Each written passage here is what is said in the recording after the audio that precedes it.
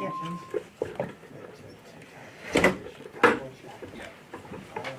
Yeah.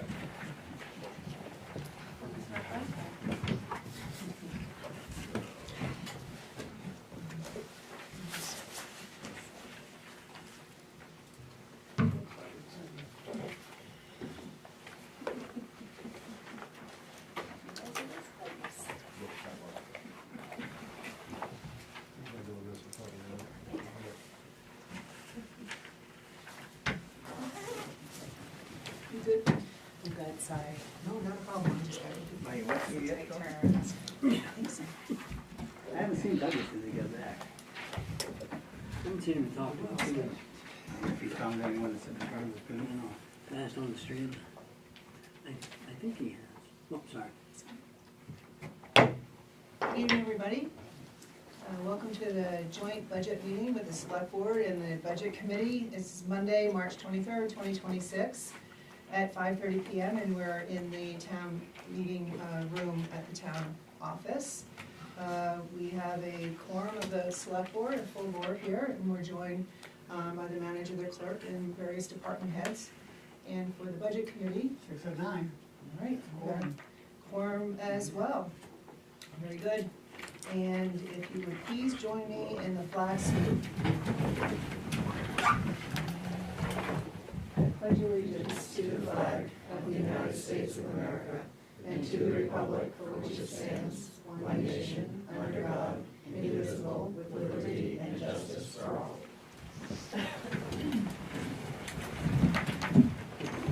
Okay, you all have your agenda at your table, right? Go on to the business items, and I'm gonna turn it over to Sharon. Thank you.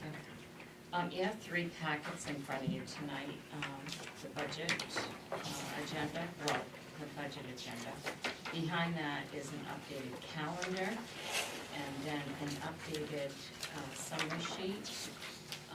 The 2 items in the yellow column that are bolded, those are the 2 that I have made adjustments to, which is the town office under facilities and the Fountain Park and Cemetery. And then the budget that relates to the town office changes and the Fountain Park Cemetery. And then behind that, there are 2 spreadsheets for the transfer station that I do that records revenue, tonnage, and cost per ton. The first one is the Newry and Bethel Casella tonnage report, and the second one is the revenue that comes into the transfer station by month. And those will go over after the end of the meeting when we're done reviewing the budgets with the department heads. The second packet is a custom budget report. That's for fiscal year 26. That's the current year budget that we're in right now. It shows you the budgeted amount, the year-to-date, and the balance left over. And then the bottom custom budget report is the actual and the budgeted amount and the actual expenditures in fiscal year 25. And the first that covers A, B, C, and D that I have on the agenda. And the first budget review tonight is the recreation department. And we put a seat in the front here for the department head to sit there, so that way it gives them space to put their papers out. This is Nate Crooker. He's the recreation director. And Nate wants to present his budget to you. Okay, great. So I think there's I have a packet here with it's a spreadsheet on the front. They have the same thing you So do. you guys have it there. What I'd like to do is to start on what would be, I think, the 4th page. Actually, Nate, it would be best to go in the same format we always do. We start right from the top and go right down through. Oh, I thought we had talked about just the ability to go through the presentation. No, we'll go right down to budget and each line item, if there's anything you want to explain there, you can do that. Okay, that's different than what I prepared for and what I thought we had discussed before, but I'd be happy to make that change if that's the way folks would like to do. That's that. how we do it. Okay. Okay, so we can start there. The spreadsheet format here shows each line item within the department budget. And, sorry, I just need to get my bearings here. It shows prior year budget amount and current year budget amount. I'm just going to talk about the total amount of spend for a second. The current year budget is $77,000. And the proposed budget, requested budget for next year is $106,000. So that is an increase of $29,000. A small portion of that would be related to change in the format of the swim program, which would have an offset in revenue. But otherwise, the remaining $26,000 increase does represent new incremental investments that we've included in the budget.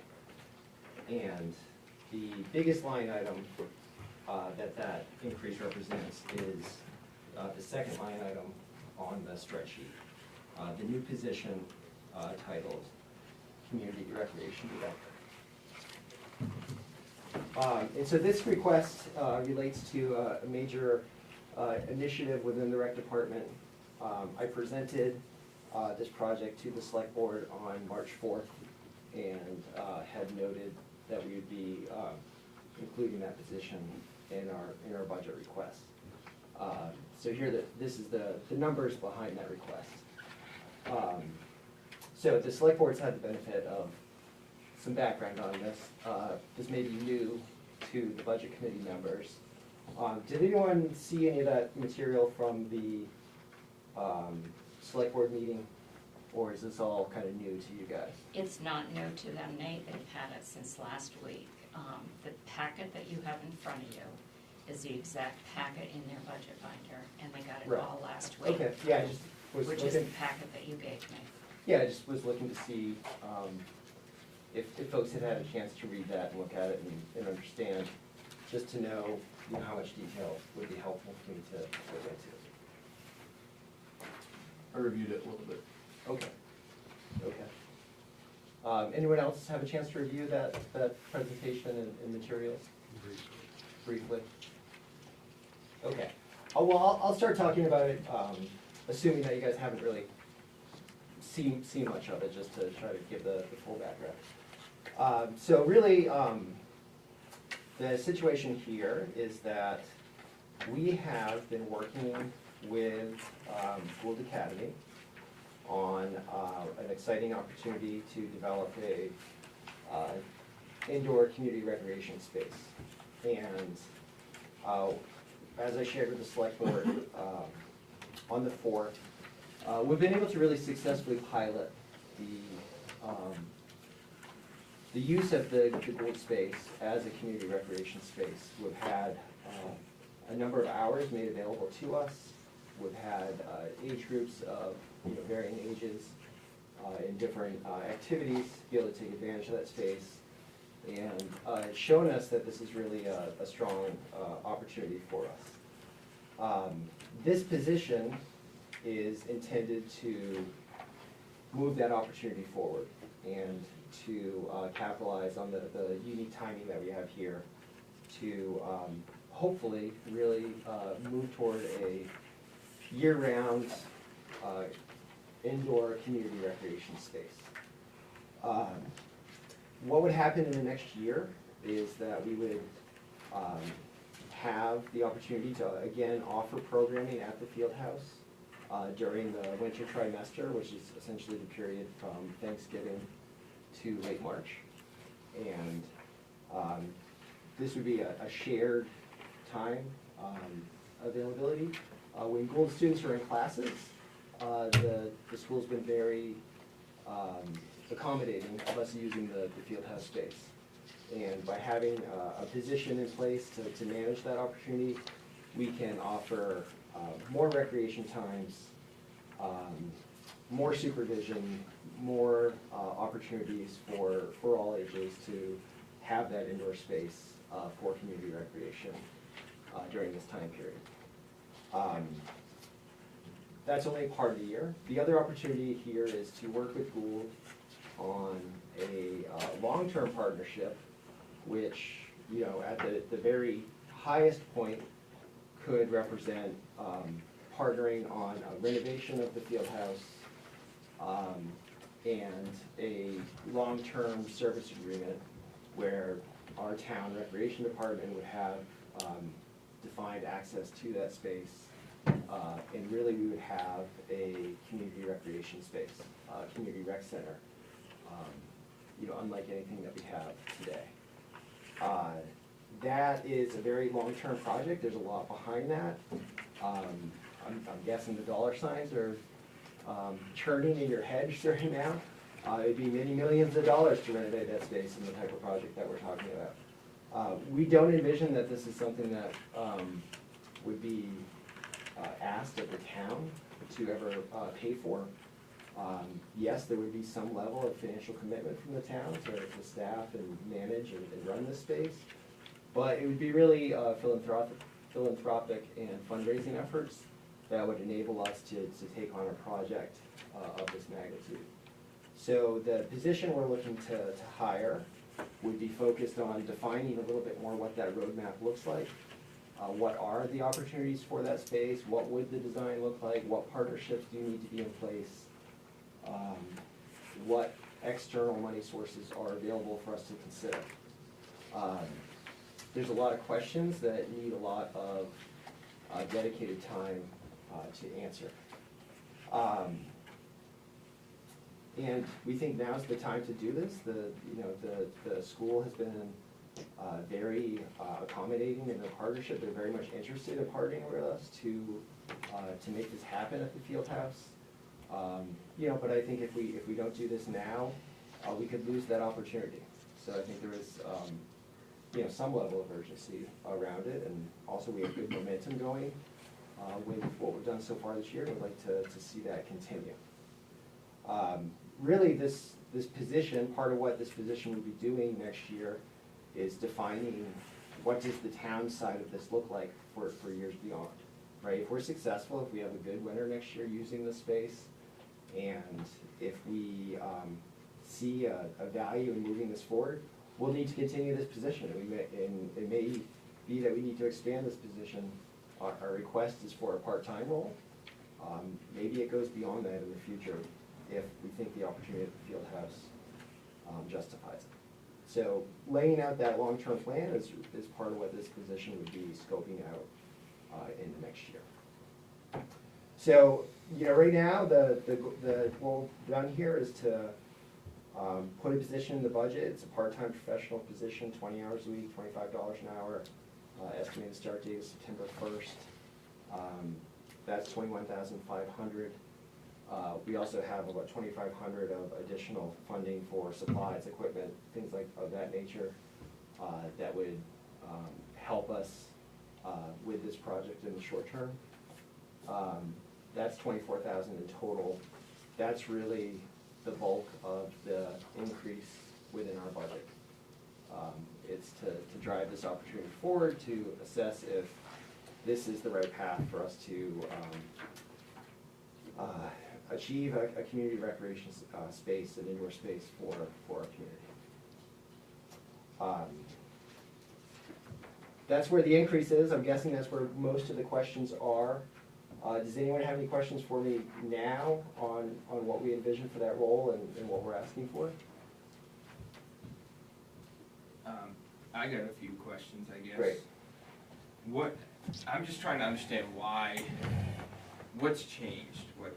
What's wrong with continuing the way you were? and then maybe putting this position in, say, a year, 2, 3, whenever, when the bigger plans that you were talking Yeah. about happen? Why now is where I'm kind of struggling to see where it's needed, I guess. Yeah. Yeah, I mean, I think this year's been a pilot, and this has been new for the department. You know, prior years I wasn't spending any of my time on this. As I see it, I've basically donated that time Okay. this year to make it happen. It's been above and beyond our baseline activity.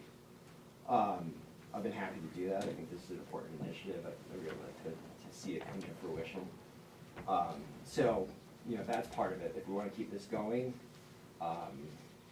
you know, it's my ability to kind of donate that time can only go for so long. We've had other people also donating a lot of time from the rec board to manage the facility. So Sue Radway has been instrumental working with the younger group. She's the person who's there most of the time. You know, we've had, I'm trying to remember her number, but I think close to 35 different open gym times basically for this younger group that she's been there for that, you know, hour and a half, 2 hour time period. Cindy White from the rec board has also helped out with other open gym activities. So it's been great to have that volunteer time to get this going, but I don't think that's the long-term solution to show that we're, you know, dedicated to bringing this forward.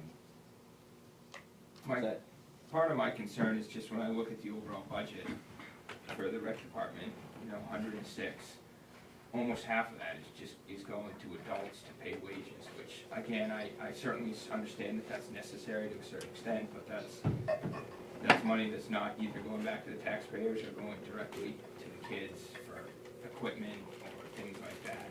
Yeah. And again, I do understand you have to have somebody to coordinate things and somebody to oversee everything. So I understand some paid positions, but I personally would rather see, I'd rather see a series of volunteers for these kind of things. This is kind of when parents, to my mind, need to step up and do these things, because it is a great opportunity, and I do think that the long-term goals that you suggested would be great. I do worry, you know, about doing something like this prematurely just because we don't actually own the field house. We have that school's thing, and something might happen next year and they change their mind and they don't want to participate in this anymore. I'm not saying that it will. Yeah. But to me, unless and maybe there is, and maybe you can speak to this, is there any kind of formal agreement with them if we were to make this kind of investment that, you know, we're signing a 1-year, you know, agreement that you can actually be there, or a 2 or 3 year, anything like that? Yeah. So I can't make any commitments on their behalf, but I think they'd certainly be open to that type of discussion, especially as we near the time frame that we're talking about.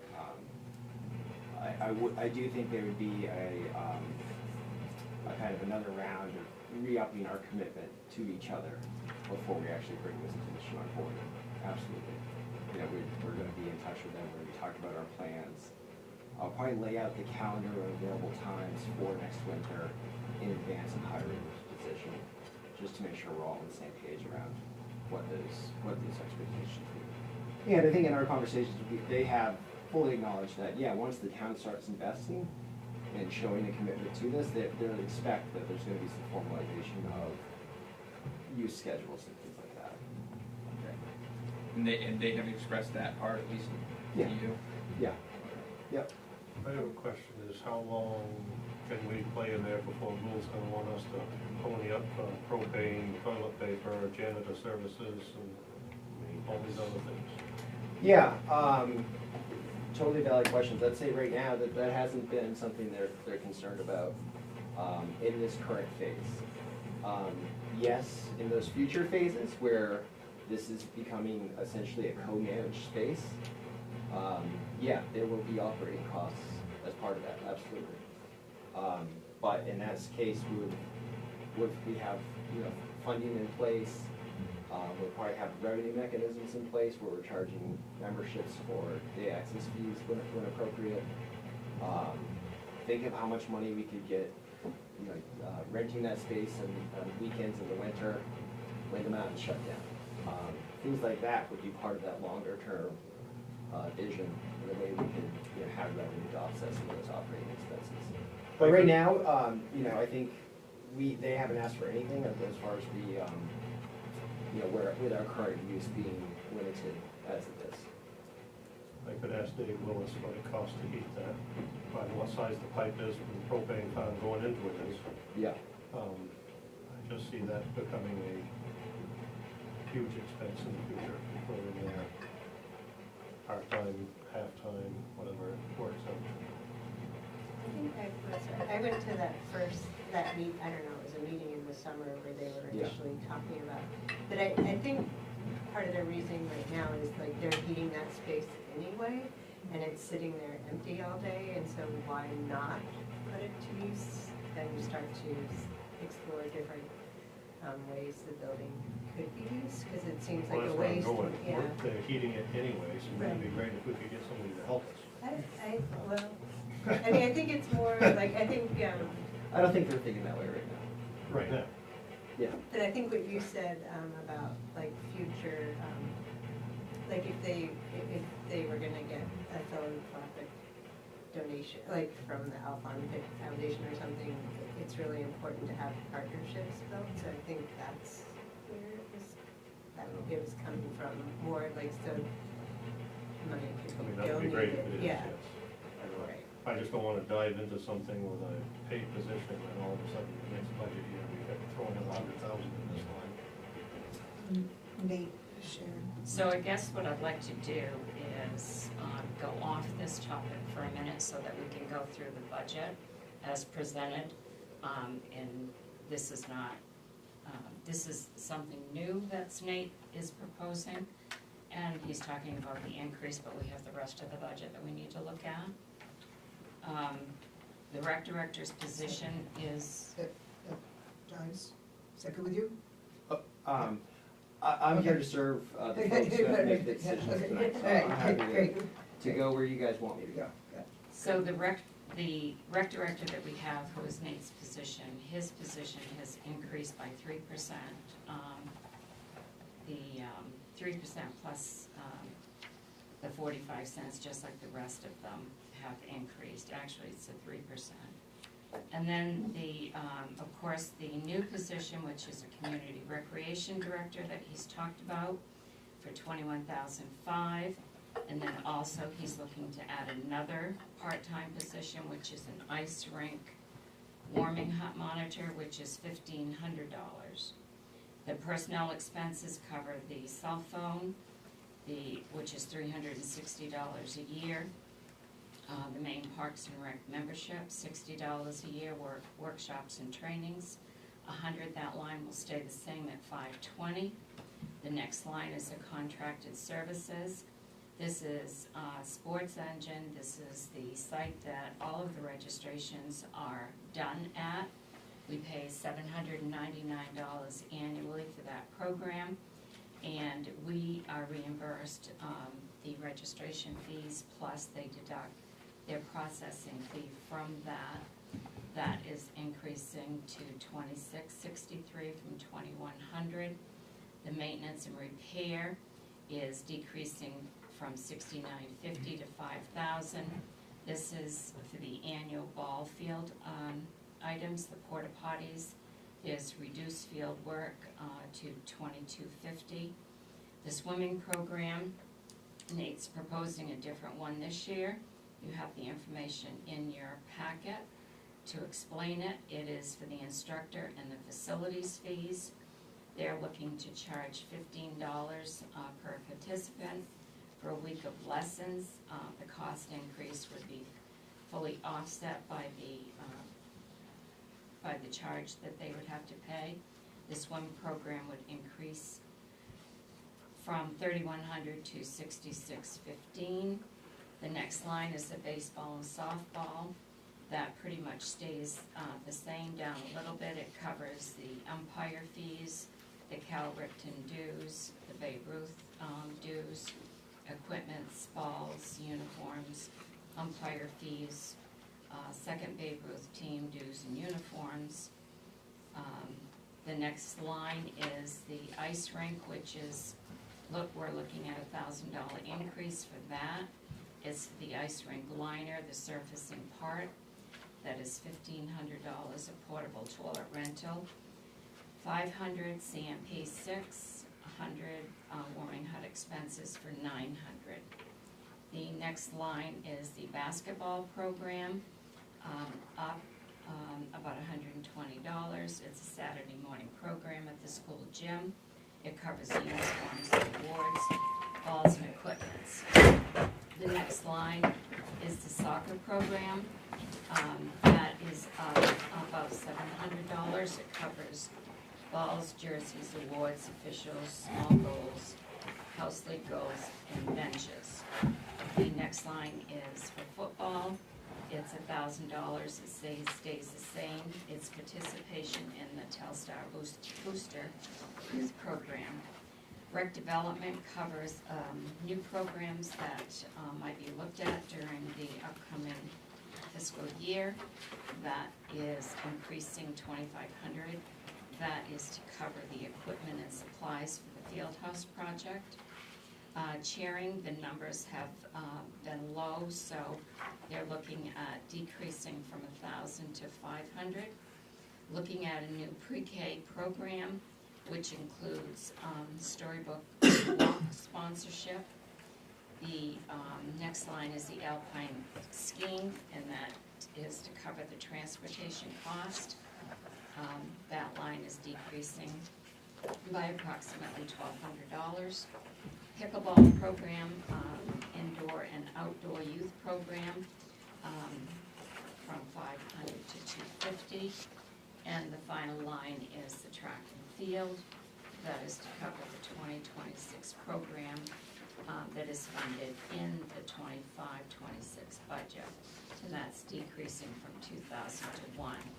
So as stated earlier, the current year budget is $77,344. The increase would be to $106,315. Like the other budgets that I presented, if you look at the second, behind that first page, it will show you what the revenues that come in for the recreation department are. That's at the bottom of the page. It shows the sign-up fees that come in from the sign-ups, and it shows the rec donation from the town of Newry for participating in our program, and then it shows balances of revenues that we have. For recreation, we have Sunday River gift card balances that total $1,664. We have $152 in a ball field account. We have a ski program donation that is $69.85, and other donations totaling $5,752. The back of the budget contains all of the documents that Nate provided during the budget presentation that explains all of the program. The select board have not approved two part-time positions for this. The first time we were made aware of this actually was less than a month ago.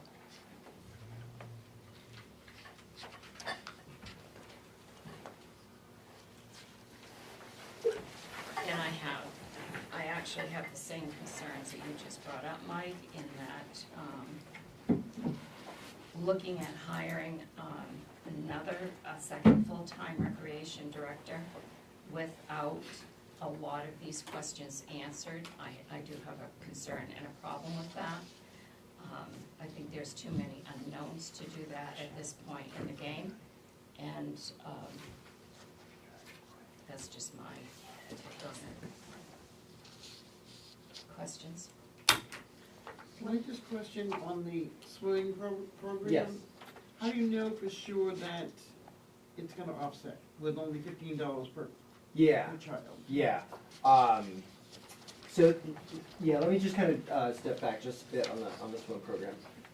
So in the past, we've essentially outsourced the swim program to MKA. they had run it for us. We gave a donation of $3,000 and they ran it for us. We found out just before the summer last year they weren't going to do that, so we weren't able to have swim lessons last year, which was really unfortunate. The financial plan here assumes that we bring those programs in-house. So we pay all the expenses and we collect all the revenue associated with them. As I did the math for the expenses, it's based on an estimate of number of weeks we have programming and number of kids involved. And so in each one of those kids, the expense and the revenue would kind of all be based on the same assumption. So, Is it $15 like a day, or Yeah. 15 for like the? that was so the way I did it in the plan, and some of these details need to be worked out as we approach the summer. That's assuming it's $15 for a 1 week session. So they'd get 5 days. It's a very modest charge relative to what some communities are doing. It's potential that we could very fairly charge more, while also making sure that if there's any financial burdens that we can accommodate those. So I think I'm not, based on the numbers that I looked at, I'm really not worried about managing this so that the net cost to the town doesn't change from that $3,000 that we were outsourcing previously. Where would it be done? Yeah. The swim lessons? Yeah. In this plan, this is based on using the Riverview Motel, or hotel, pool.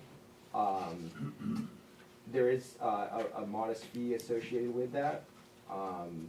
It does give just the consistency of an indoor space, especially when we're using it outside of summer months, which I would like to, because I think we now have a bit of a backlog in swim lesson need. The financial picture would change slightly if we were to do outdoor lessons at Angela. What's the fee to them? I think it was $10 a child is what they charged in the past. And I was working with MKA. So it would be, that's what I based the financial plan off of. These exact details we'll still need to determine as we switch from outsourcing to insourcing this. At the same time, I'll say, again, this is work, organizing these lessons is work that has not previously been part of the department's workload. So if there's an opportunity to continue that outsourcing agreement with MKA, I would most likely move in that direction. So you actually don't know the cost of what this program actually is, you're just guessing at this point? I wouldn't say I'm guessing, I'm estimating based on a vision of what it might look like. But did they give you a cost to use this pool? And you just said that you're looking at using their pool or using Angevine, so that plan is not even set, correct? Yeah, none of the final details are set for our next year's swim lessons. That is correct, starting this summer. So it was $10 a child from Riverview? Yeah. So they do it per child? That's what they did with for an MKA amount of previously, time. yeah. Do you know what MK was charging the children? I think they were charging 25. It sounds. It was a different, they were on a different cycle, so it wasn't weekly, it was like over a 4-week period. So it's a little bit of a different, it's not exactly apples to oranges, but $15 it's, for the whole week is really, really, Yeah, but then Unrealistic. you gotta throw in what is Riverbend, if they're even willing to do it. So it turns into a $25 kid. If if they're looking at charging 15, right. and Riverview is looking at charging taking 10. 10. Right, so that means we're getting 5.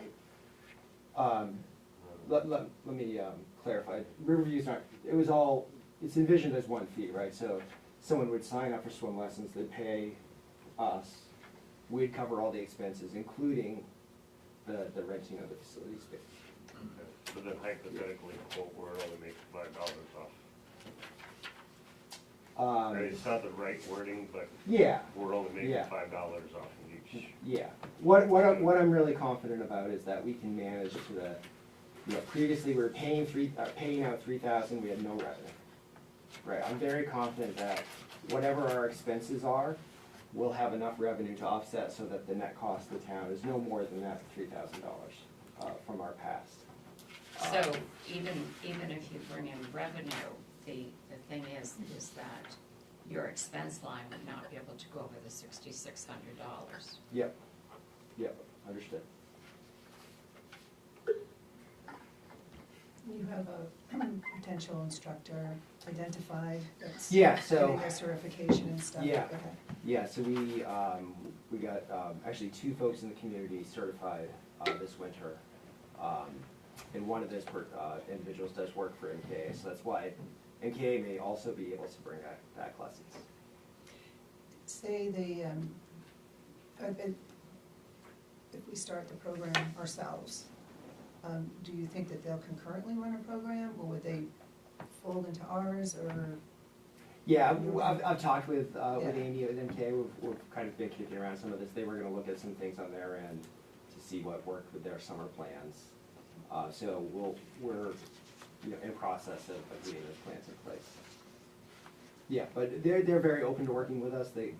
We all have the same mission of making sure we get lessons back and we get a lot of kids into swim lessons this summer. Yeah, I think that's important. Yeah. Very important in our area. And if we did it on our own, would it be all summer or a few weeks of the summer? Or I would like to do as many as I possibly can while staying within our expense budget and, based on instructor availability. Okay. I'd be looking to maximize the volume of lessons we do. Including looking at, some off months, November, April, those timeframes.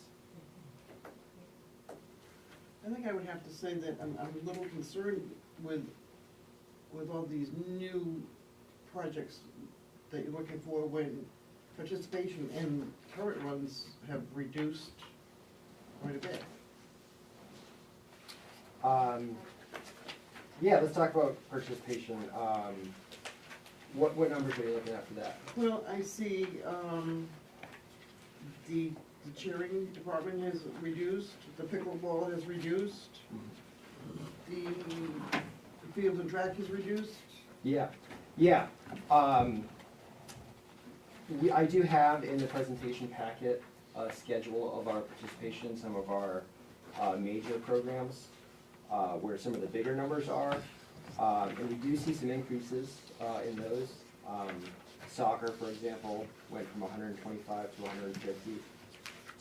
Our indoor soccer program went from 39 to 47.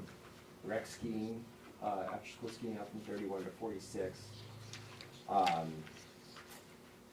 Slight decline in basketball from 89 to 71. I think some of the reasons some of those programs, this kind of gets a little bit what Andy mentioned earlier. The reason we're not doing as much with pickleball is because the folks who were volunteering time to do that aren't anymore. And we haven't had any volunteers express an interest in doing that. Track and field, we've had some inconsistency in who's volunteered to coach that program. And where the individual who did it last year is not going to be available this year. So I'm finding it, like this is anecdotally, that getting the volunteer base is a little bit more difficult than it used to be. I think some of that's just the way that families and households have changed over time, but I don't have any data to share on that with you.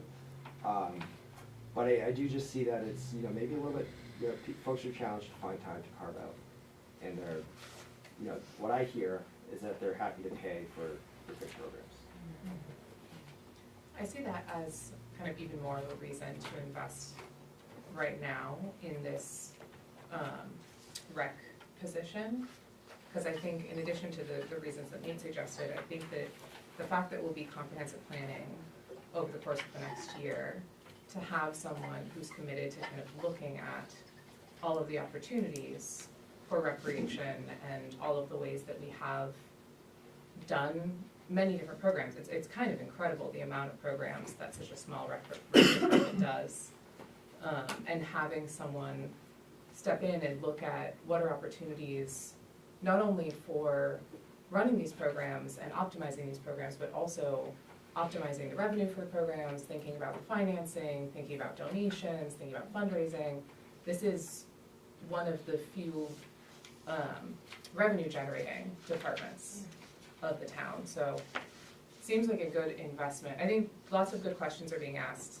Personally, I think it's a good investment, especially considering what like a rec-driven area we are in, and the opportunity of this moment.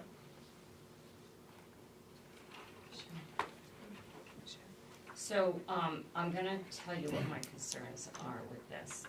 First of all, there are this is not the only department that generates revenue. As you can see from that page, there are other departments that produce a lot more revenue than this department does. But my concern is when you look at the position that's being asked to be added, it's only 43 weeks, it's not 52 weeks. Right now, it's $21,500 for 43 weeks, not 52 weeks, at $25 an hour, which is the current recreation director manages all of the programs that we have, and his wage is $21, $22 an hour.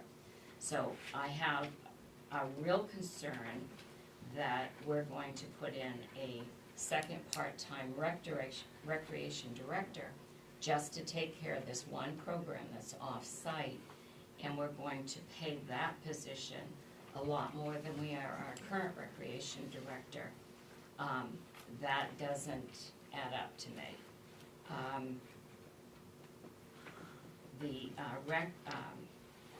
Nate, in his job, he handles the entire recreation program.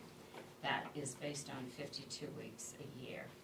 And I do not believe that putting in this part-time position, $25 an hour for 43 weeks, next year it's gonna be $25 an hour for 52 weeks, and it's gonna jump considerably for that. With less than a month's time of looking at this, it's not something that I would support as manager. My department heads usually come to me with these, and I was not even made aware of this as manager when I put together Nate's first budget. It did not even include this part-time position. It included an amount of $7,500 for both the ice warming, the ice rink warming hut, and the position that was going to be at Gould. This is a considerable increase, and I think that we need to look at this, and we need to, I think that this requires a lot more looking at than just what we have right here. Yeah. I think to go on what you're saying, Sharon, and I'm a little biased given my background, I looked at we're paying firefighters, top level firefighters, less than the 25 an hour. And I guess I would have a little bit of a problem with that.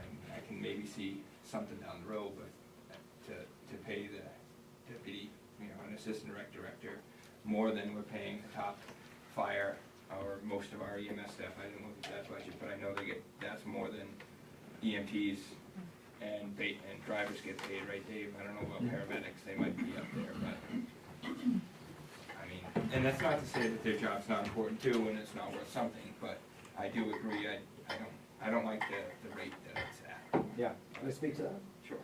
Yeah, 3 years ago when I took on the rec director role, it was a stipend position at $10,000 a year, right? And I did that for a year.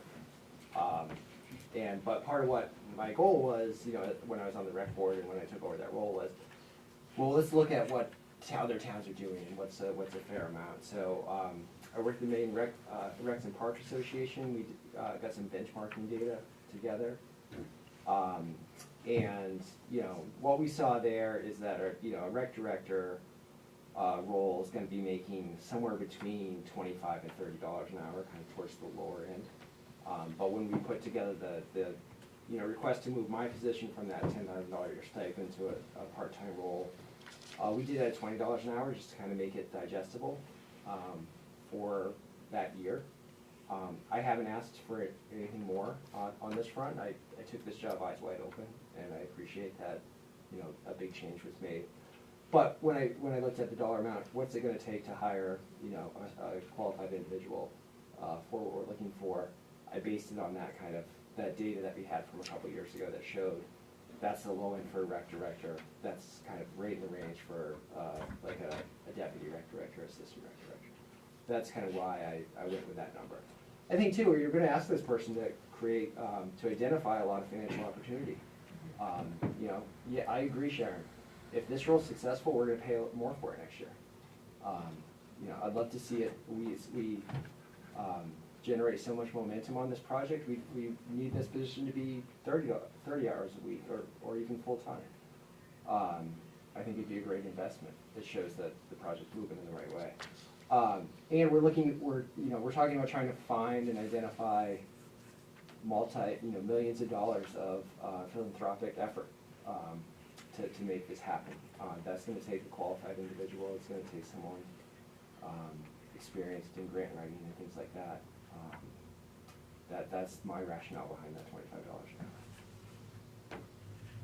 Yeah, I would support, I mean, I know it feels last minute, but I do think we've been talking about the need for an indoor rec space back when you all did the Ethel Bisbee research that came out loud and clear, so I don't think it is brand new, it's just that we're kind of at a point where we have a chance to make a decision whether to move forward with this, and I do think having a healthy community at all ages is incredibly important, and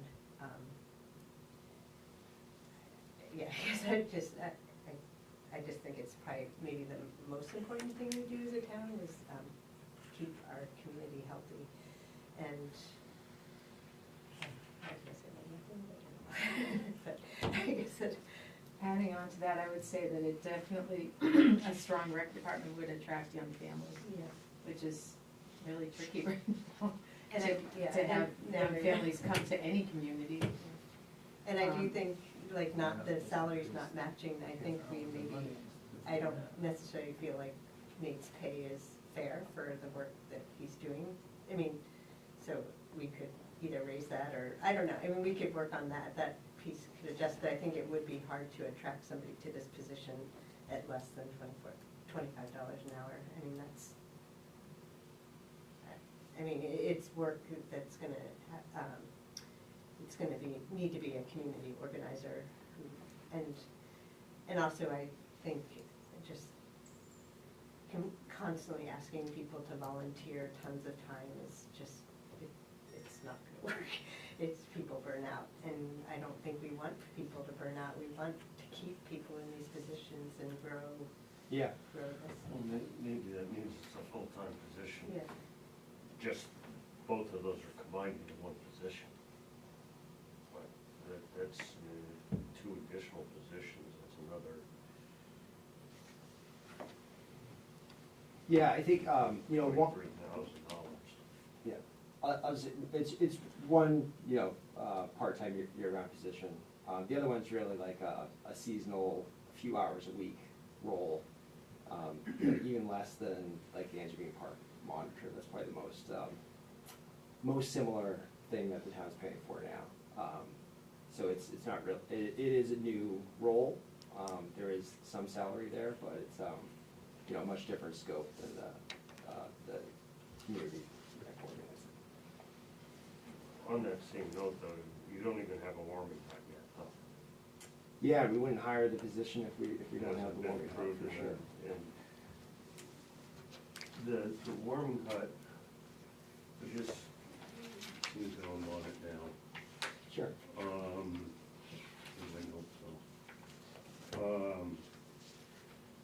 You've got 900 in here for a warming hut. Yep. Expenses. Mm-hmm. But then on the warming hut page, you say that the hut and utility costs will be fully supported by donations. Yeah. Yeah, there's probably some initial setup stuff that we need to do. Signage, shelving, some things like that. So I thought it prudent to have that $900 in for things like that. But yeah, the objective there is to grow our current donation balance for the ice rink, which is the other line item on the donation page. It's sitting somewhere between 5 and 6. That's $5,700 right now. You know, if we have approval for the bonder position, we could, I think, pretty easily fundraise to cover the capital of that and to pay for the warming house. That's the objective there. If we don't raise the money, we can't buy it, we won't be able to do it. That'll be the end of that. What's this $600 to CMP? That's the monthly charge for our the electric hookup that's on site at Bisbee Law. It's already there. It's the light bill. Thanks for voice It's just the minimum. That's basically the minimum. Minimum? Yeah, it's not because of the LED lights we run 3 months a year. Yeah, you don't even have lights on the site, it's just in the rink. Right. So my other quick question,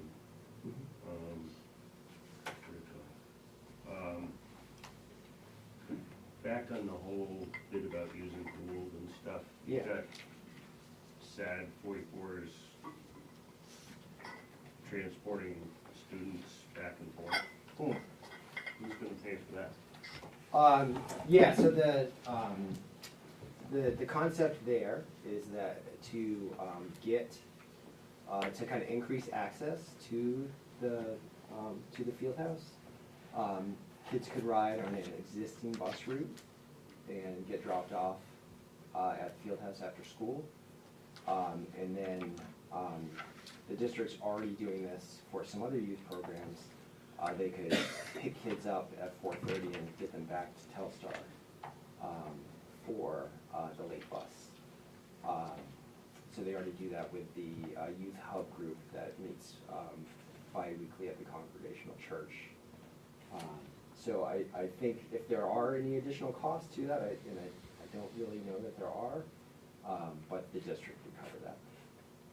You know, in initial conversations, they're pretty enthused about the idea of having this space available to their students.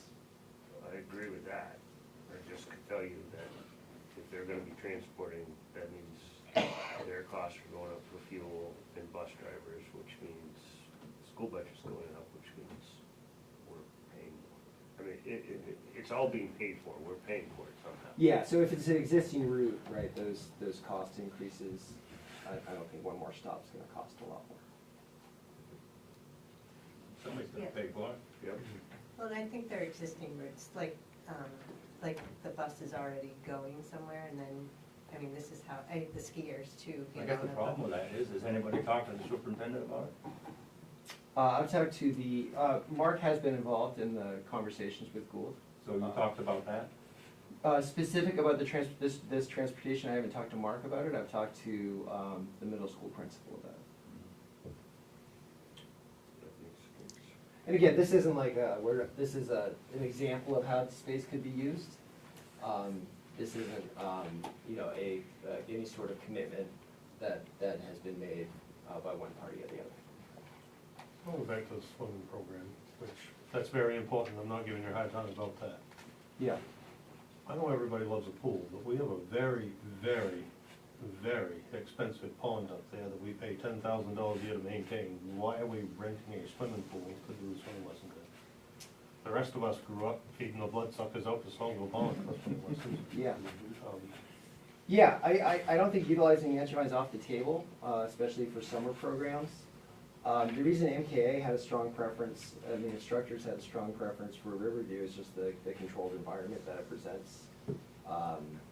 Thunderstorms don't cancel indoor swim lessons, rainstorms, things like that, of that nature. And you know, maybe it's a split model. So maybe half the year's at Angevine during those summer months, and when we're doing lessons in May, April, and November, maybe those are indoor.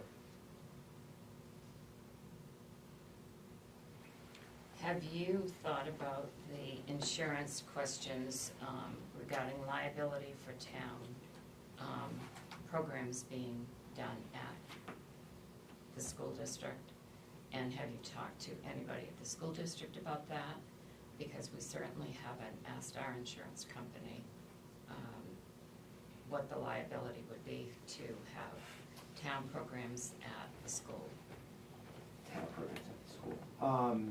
Because you're basically looking at this program to take place over at Gould. What happens if someone gets hurt over there? Have you looked into any of that yet?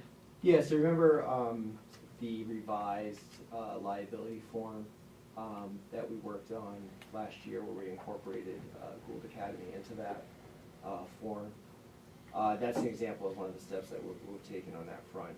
So all participants in the programs we're offering over at Gould are signing that revised form, which has language about liability, including things like Gould Academy. So that's one way.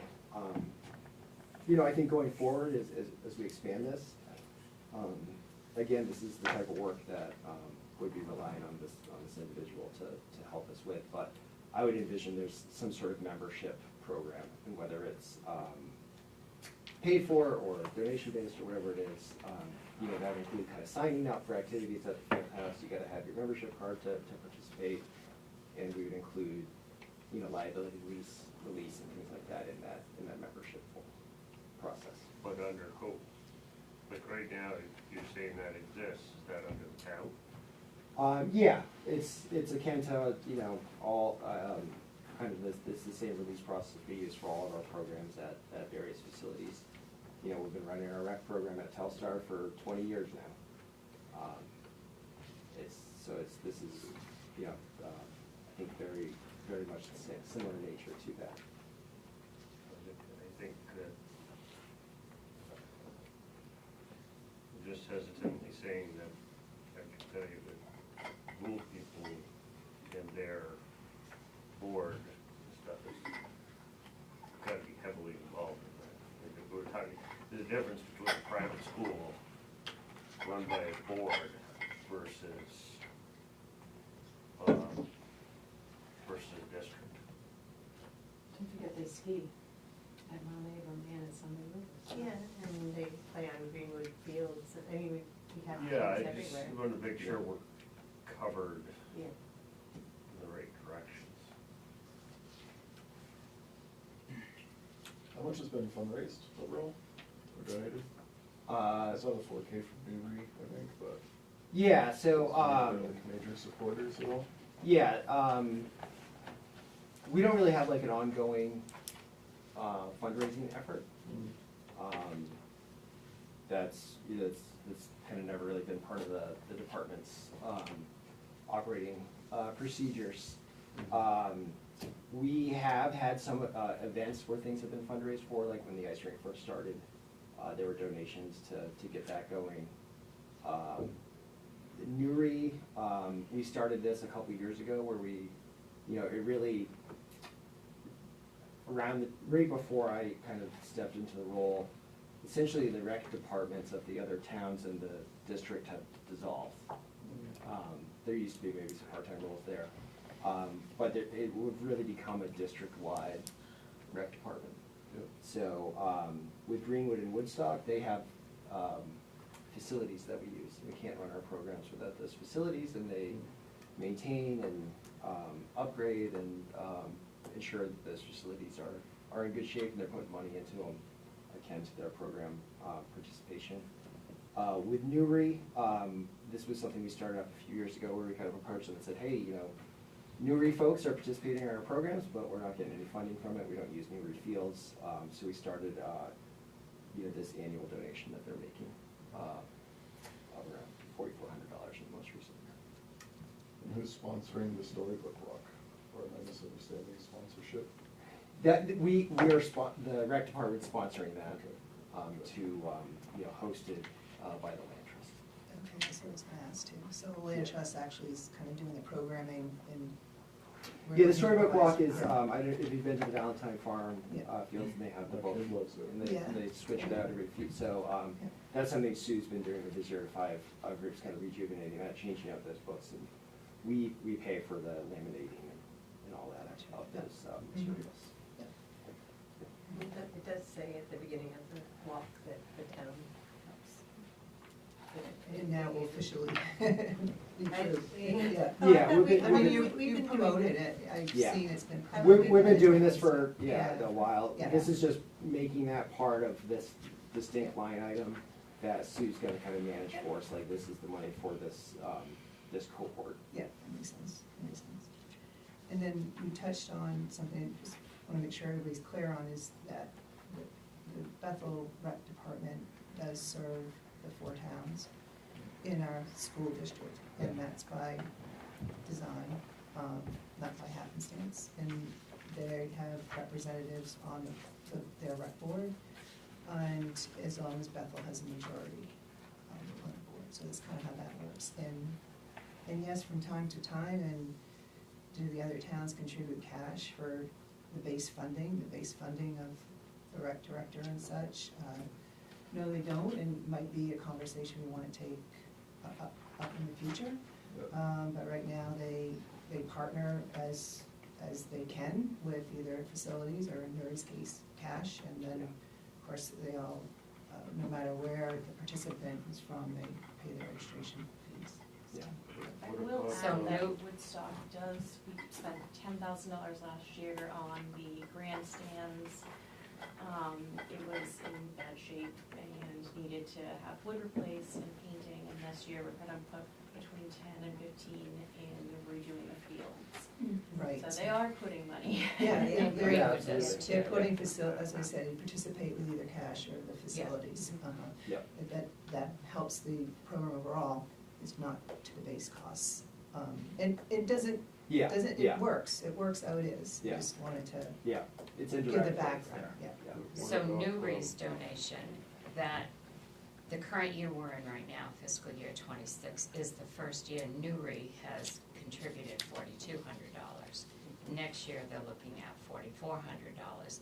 That is what they are giving because their kids participate. They don't have fields or anything else like Woodstock and Greenwood do.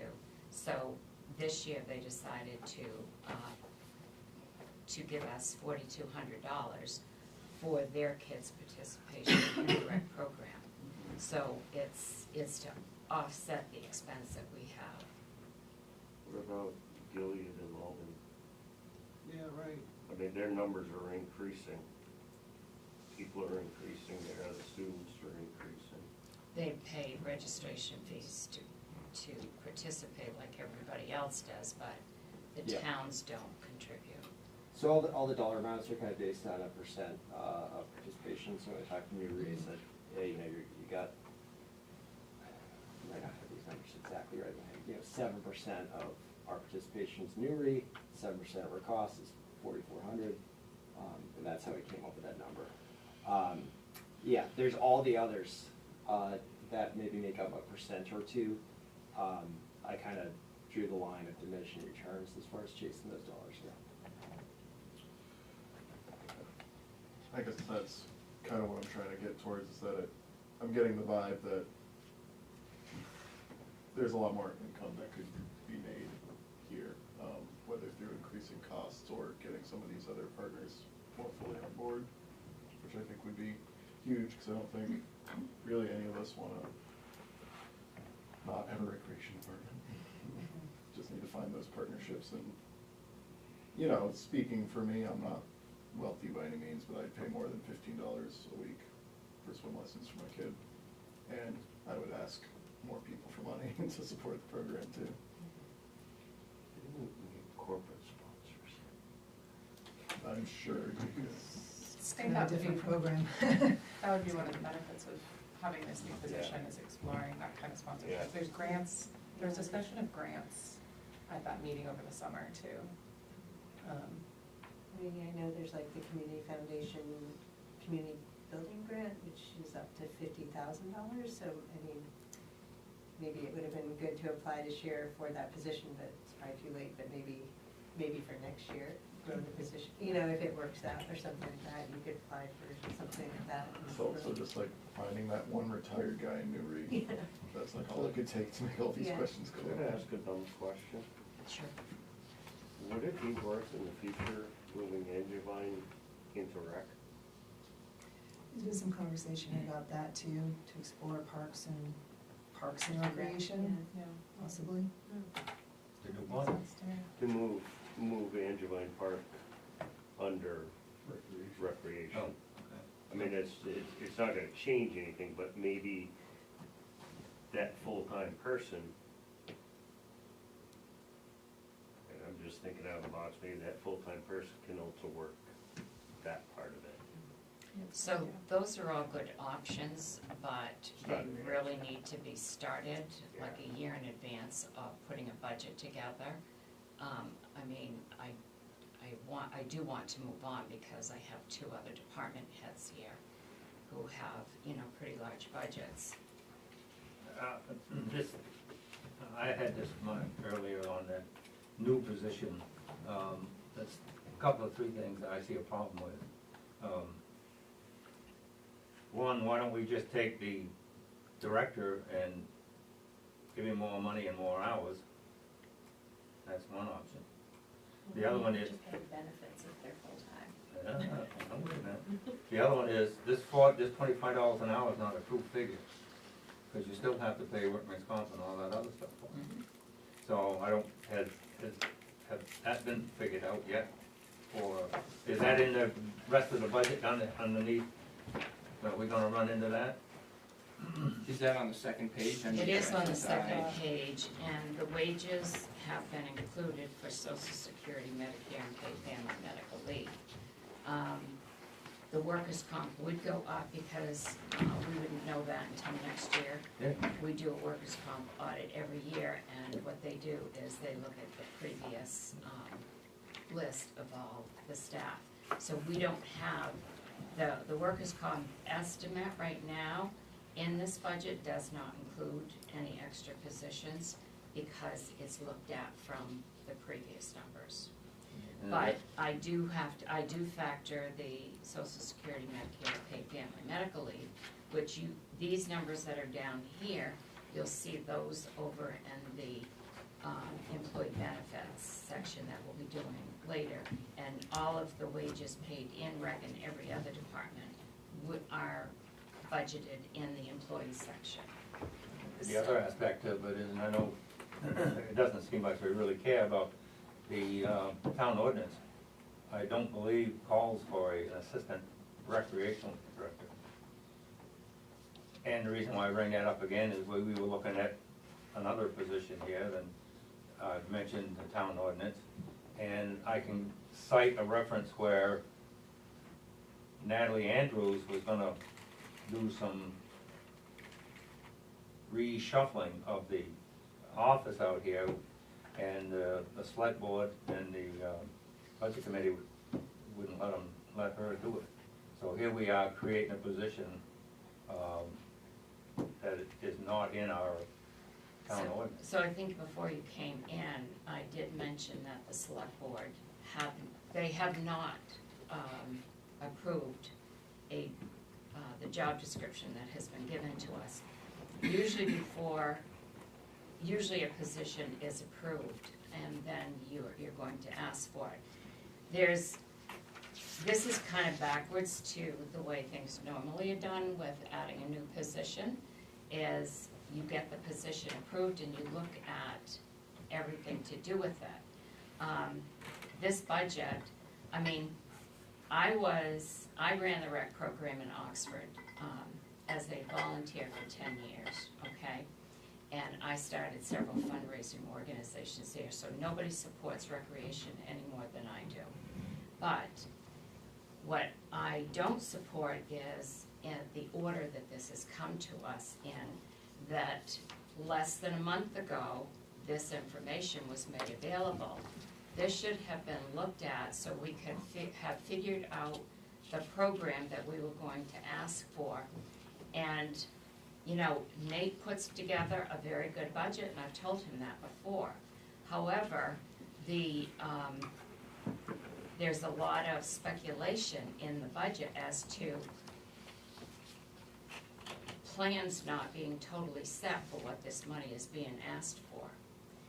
Usually when you put together a budget, it's for what you know you're going to need to spend for those programs, and I don't see that in this budget. You know, I'm sorry, but that's the way it is.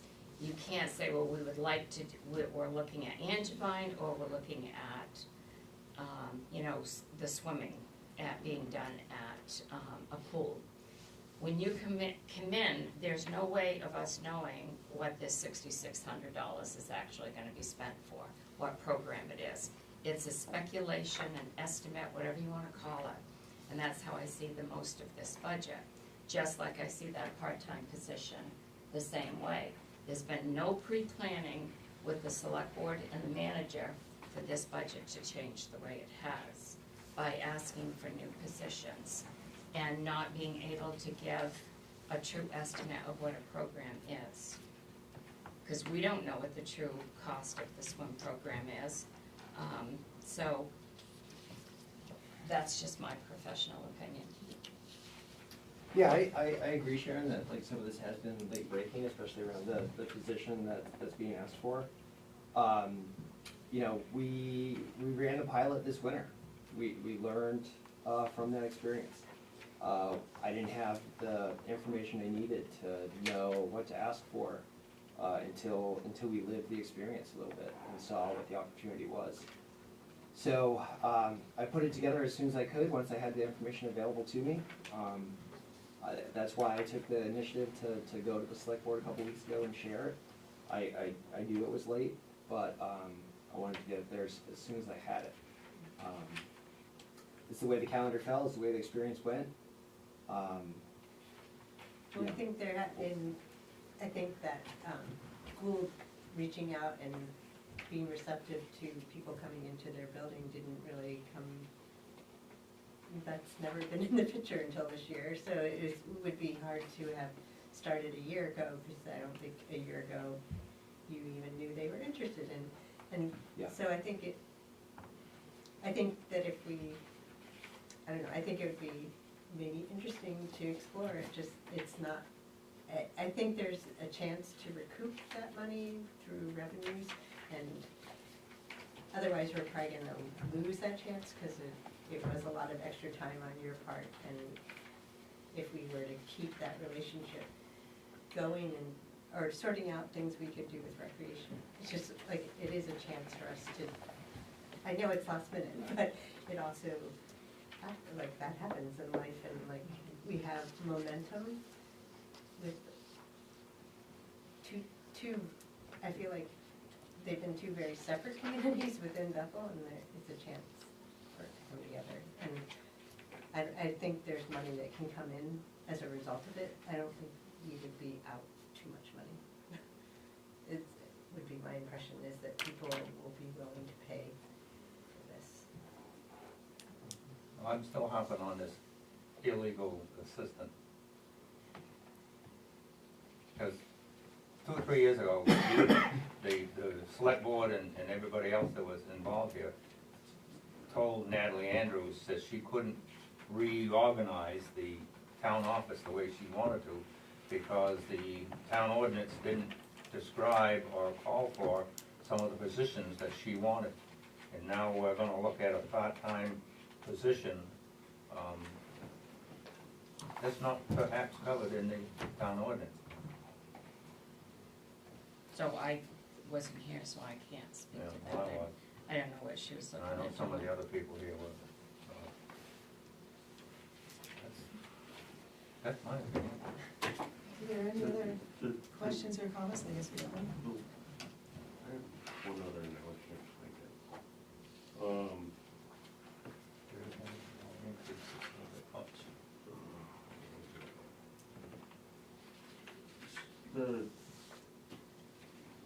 the second day group team, Yeah.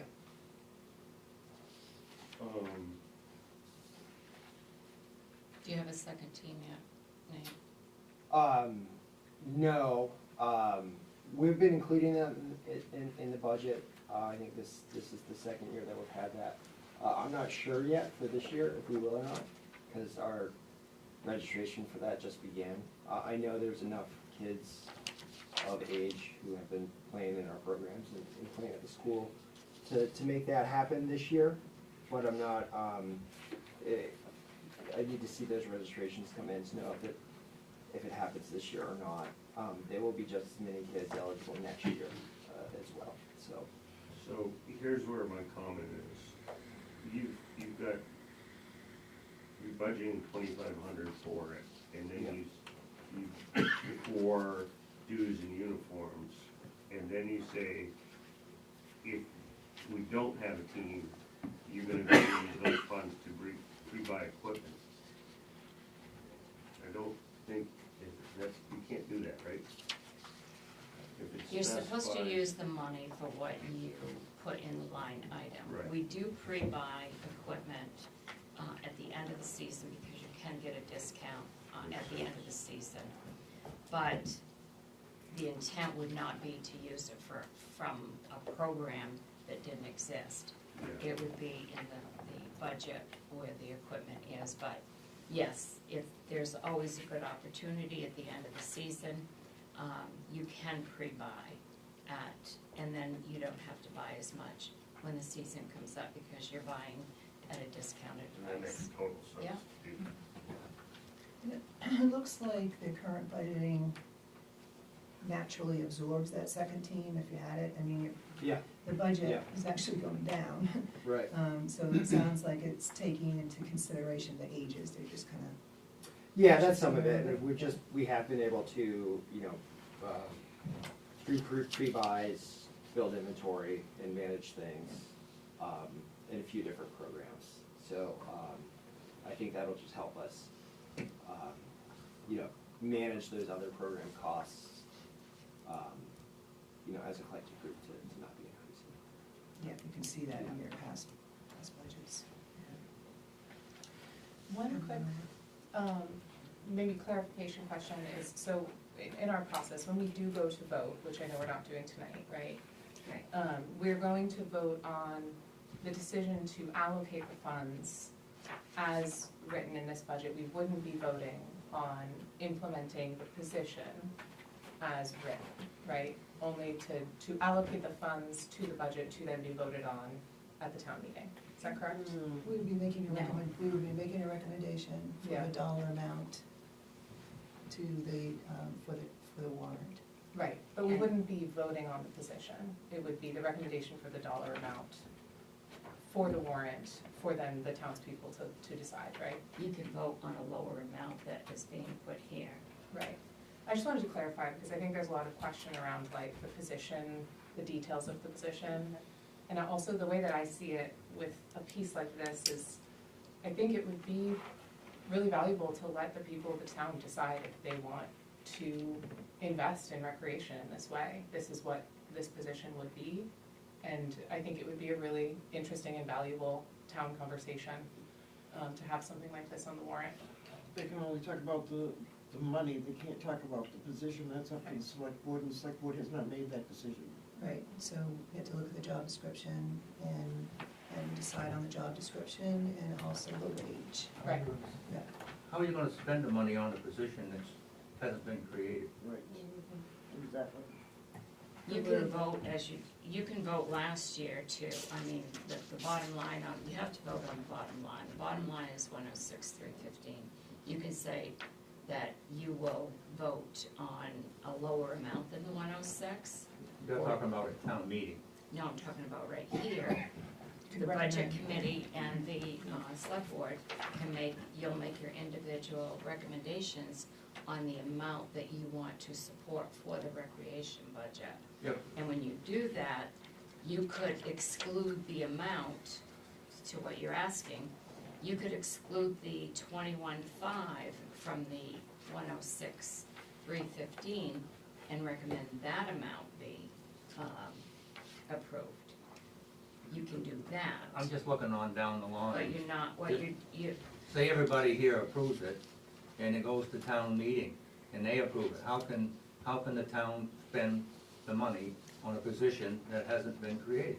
You can't spend, this money would be appropriated, and if the townspeople voted for it, it would be there. Then it's up to the select board to actually approve the position and decide on what the wage is.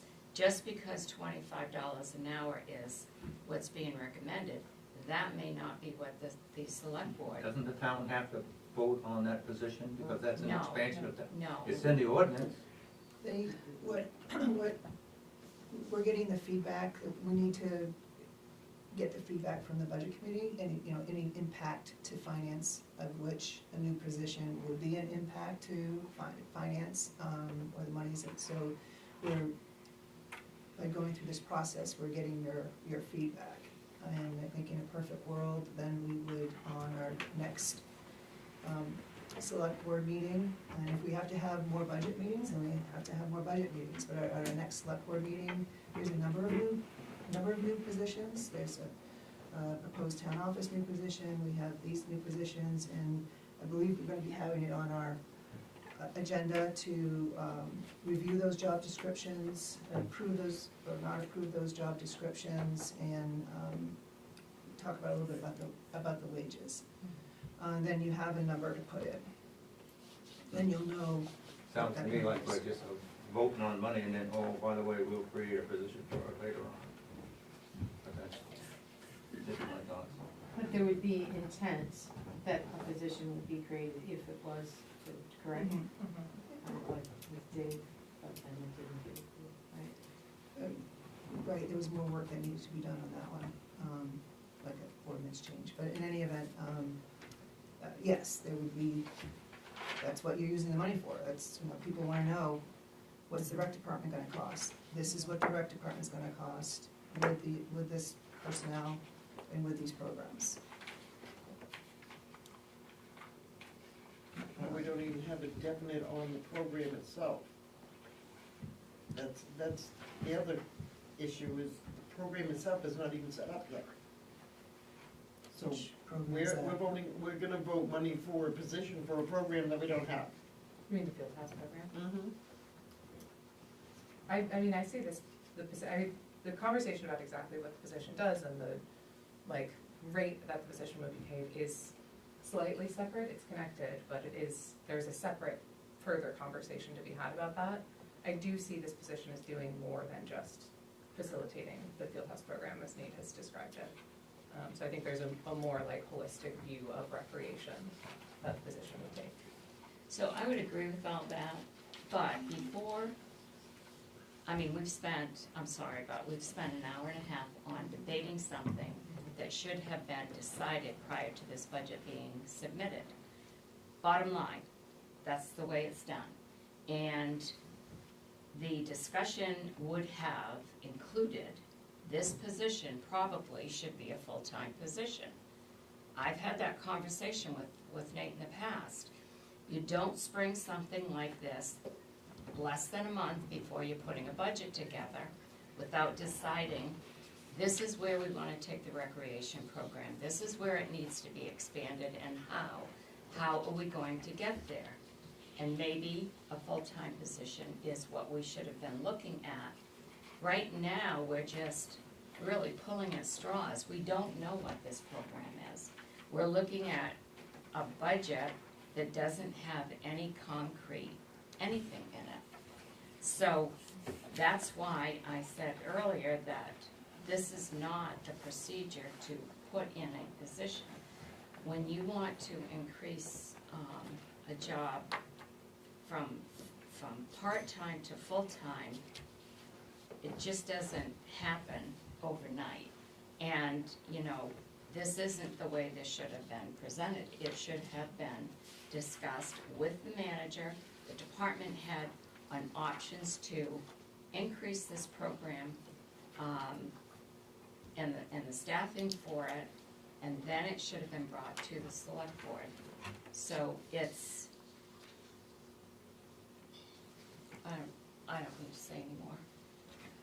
I would like though to get moving, because we have spent an hour and a half on on this. And we have Public Works, we have Solid Waste, and those are two big departments. Anybody have any other questions while we have Nate here? All right, I guess we'll be moving on. Thank you very much Okay. for your time. Thanks. So the votes are all happening at a future meeting, is that what I got it? Yeah, so for your benefit and others who may not have known, the actual voting for recommendations is gonna be at our last meeting. As of right now, that's scheduled for March 30th, but it all depends on how much we get through everything, I think, actually. Okay. So, yeah. Okay. But I'm sure Sharon can keep you posted. I do have a calendar in your packet that I Yeah, got. I got that tonight.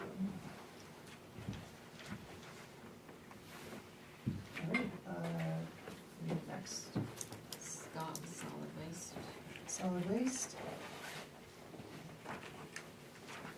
You'll find that under the tab that does say transfer station, actually. When it's right before recreation.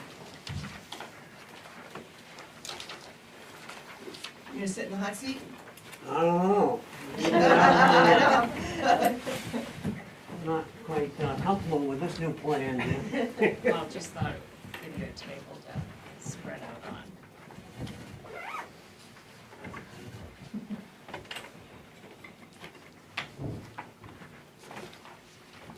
Just hiding in the back. So, under solid waste, not too much has changed. Scott does budget for the overtime, line, that's $1,000, that hasn't changed. That is used if Public Works does need to cover on weekends or on the Wednesday due to illness, and there's not enough staffing. The next line is the transfer station attendants. We have 3. They work 3 days a week, 24 hours a day. And then there's one spare that is used to cover time off. I'm sorry, it's under transfer station. Yes, it shows the Okay. transfer station. If you look on page 2, you will see I list out what each attendant, the hourly wage for each attendant and the annual wage. And also, as in the rec budget, and will be in all of the department budgets, it shows the cost for Social Security, Medicare, and paid family medical leave. That line is, those workers there also had the 3% increase, as all the other departments did with a 45-cent adjustment. Personnel expenses for trainings and mileage stays the same at $250. So does medical expenses that covers vaccines and hepatitis if needed. The membership fee for the main resource recovery, that is, excuse me, $175 from the $250. Maintenance and repair covers the annual maintenance on 2 compactors, which they are 10 years old. The annual fire extinguisher inspections and building repairs, that'll stay at $2,000. Telephone services for phone and internet, that is one of the departments that the cost will be reduced in.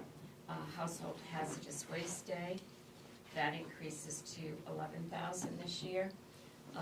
We hold that day here. This year it's going to be in August 29th. Other towns can come here, and some of the towns are billed directly by AvCog. Others are billed through us, and then we pay, and then they pay back. The tire disposal, that has been increased from $3,000 to $4,500. The cost for the pickup for the tires has increased to $180 a ton, effective the first of the year. A lot of these Scott can provide a lot more detail on at the end. The tipping fees, which is the MSW at the transfer station, that's based on an estimated 1,350 tons. That is hauled at $190 a ton, which we see that later on in the hauling fees, but this is just the tipping for the municipal solid waste at the transfer station. You said 190, I'm sorry. 109, Yeah. I'm sorry. So that has increased from 130,950 to 147,500. The next line is the tipping fees, which is the cost of the tonnage that is taken. This is for the CD shingles at the transfer station. That's estimated at 1,500 tons and the haul on that is $112.11 a ton. That is going down because this year our 3-year contract is lower than it has been in the past. The tipping fees for the zero sort recycling at the transfer station is based on 160 tons of recycling at $124.92 a ton. That stays relatively the same. We just rounded at the 20,000. And then we get into the hauling costs for the MSW. The hauling fee for the MSW is $320 a ton a load, versus last year when we had Casella, they were charging us $490 a haul. So the new 3-year contract we have, we're paying $320 a haul, so that's gone down from $44,008 to $19,840. The hauling for the CD and shingles is based on 240 hauls at $320 a haul. That stays relatively the same. The hauling for the zero sort recycling is $320 a haul.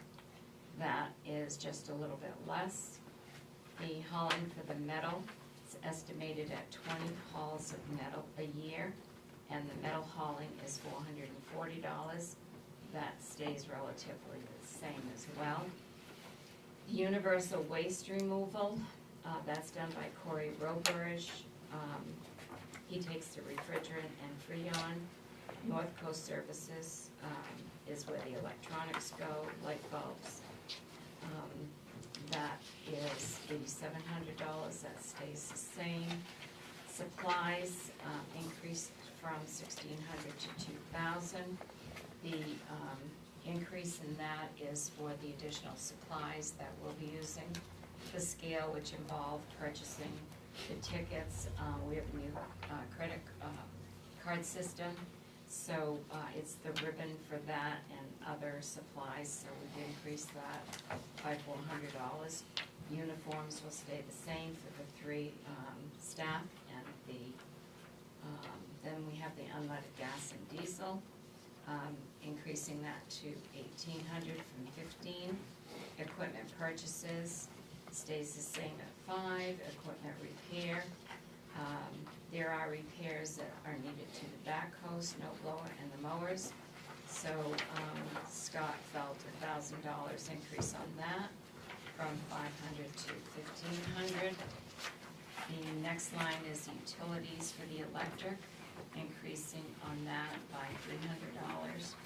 Annual reporting fees, that's the transfer station license and the annual solid waste report that have to be filed annually, $610 from $595. So the solid waste budget is actually seeing a decrease from $473 to $567,271. Like I said, I've listed the attendance, the spare time, the spare worker, the overtime, the taxes, and then I've also included at the bottom the dumpster and curbside pickup fee that right now Casella is charging us $120 a haul for what they pick up in the dumpsters and curbside. We pay the hauling for that. And that is budgeted at your summary sheet, you'll see that the cost for the transfer station is listed as $567,271.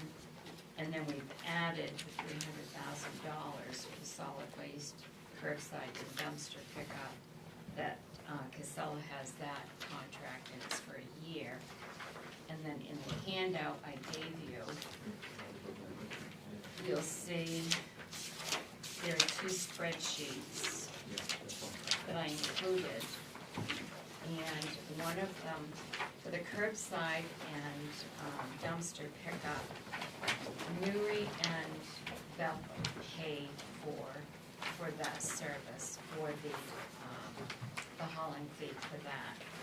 And the spreadsheet shows you, this is from July to current in February, the end of February. The total tons that is taken from those two pickups. As an example, I'll just explain, February 26th. So in Newry, there was 149.26 tons of curbside and dumpster pickup at $120 a haul. So we billed Newry $17,911.20 because that's 100% of what's picked up in Newry. They pay 100% of that. And then on the, going across in the column, Bethel had 99.31 tons at $120 a ton. And that's a total of $11,917. And so if you look at the bottom, you'll see that we've billed Newry so far $81,724.80 for the tonnage that has been picked up in the town of Newry. And Bethel's cost has been $118,564. So far, we have paid out $200,289.60 for this tonnage that we have to budget for. And then we get the revenue back from Newry after we bill them. So that's that spreadsheet. The other one is a spreadsheet that I've been tracking actually since I've been here, but putting it for the fiscal year so you can actually see. This is the revenue that is generated from the transfer station. So as an example, from July through February, we've taken in $4,068.40 under account 441, and then tires $211, metal $997.57. And then you'll notice in the next column, as of the end of February, the revenue for Bethel has been $15,839, and what we have taken in for just the new stickers that we started billing for and selling in July. And scale receipts are, we started our first scale use, using the scale on March 4th. So as of Friday, we have a total receipt of $4,043 that has just been paid from the scale. And I will say last week, we had one customer that paid over $700. It was a contractor, but that's money that we've never had before for the scale. And then Newry stickers, I have to get their updated totals. These are just as of December. Newry had sold 46.48 in stickers, in Hanover 2,099.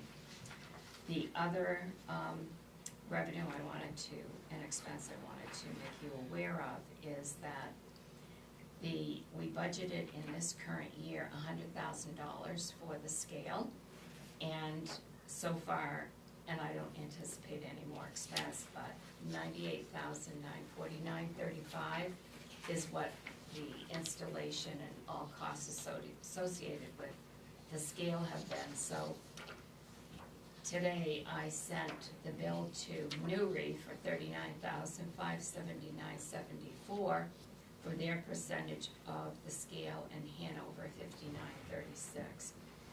Bethel's share of that was $53,432. So that's, shows you that, and then if you look at the revenue, on a couple pages in from the budget, you will see that the transfer station, excuse me, the revenues that the transfer station takes in,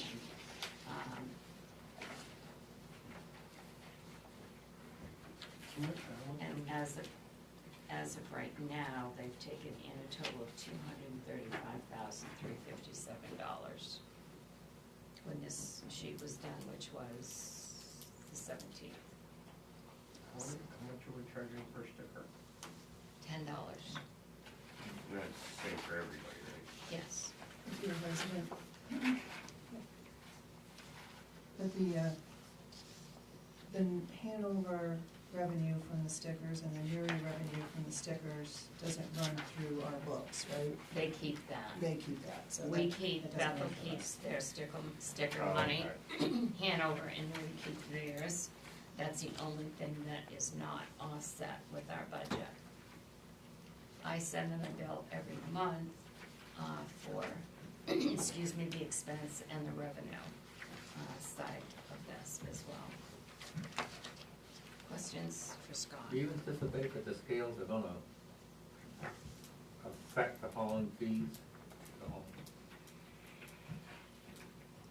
With Casella? No, I don't think that they'll affect The the hauling. amount, you know, the amount of tonnage that goes out of there. No, we have a 3-year contract. Well, It doesn't it really doesn't matter how much goes out of here. okay. Usually they have a hauling fee that they're gonna charge. And it's usually based on, how many hauls that they anticipate they might have. I But didn't know, but maybe some of the contractors around here seeing that we had scale, were perhaps taking their material someplace else. Someplace else. And they may do that. Yeah, They so- may decide to do that. Our current usage has dropped, whether it's this time of year or introduction of the scales, but it has slowed some right now. As far as the, The amount of material going into the construction bins yeah, has, the frequency Yeah. has slowed down, and that all goes through the scales. yes, Yeah. Now it does, yeah. yes. Yeah. But is it due to this time of year, spring, construction season slowed down, or too Usually, early to tell just yet? usually in the winter, like this time of year, you will see it go down a little bit, but then in the spring is really when it picks up. Yes. So that's another piece that hopefully can be added into the spreadsheets, not just the receipts of, from the scales, but the tonnages to track. It sounds like you are tracking the tonnages through the scale, Yes. so that would be indicative, and that would give you an indication, as well, would be useful information. So we haven't had a month yet. We do this at the end of the month, these spreadsheets. And the receipts, like in March, when I update the sheet for March, then we will have the receipts from the scale. That will offset the expense, the invoice to Newry and to Hanover, and our expense as well. You have the tonnages anyway, whether the scale's been there or not, right? Do we have the tonnages for construction waste, Tonnages produced through the scales. Yes. but not just from the hauls that are taken off? Any construction waste that gets taken off, do we have the tonnages? You can compare them, yes. We get a ticket for the weight when they haul the can. We get a ticket with that tonnage. We'd have to compare that to what that's what you're saying, compare that to what we've scaled in? Yeah, just To to see. have what the tonnages are for the construction waste. Yes, we'll have it because we'll be able to put it on here. We'll get a ticket for all of the construction debris that's hauled out, and that ticket will show the tonnage in each of those hauls. And you don't know what the tonnage is without having the scales? No, we do, No. Okay, you do, yeah, we do. yeah, so that, it would be just to When have, they hook onto that can and go Yeah, dump that's it, right. it gets weighed, yeah, so we know what we're hauling off. we know what we're hauling off, so. And then that'll match the ticket. And that would be, so that would be great, to have that history, whatever it is per month, of the construction waste. And you would have that history, and then whatever revenue comes in as well, but having the tonnages would be great. Thanks.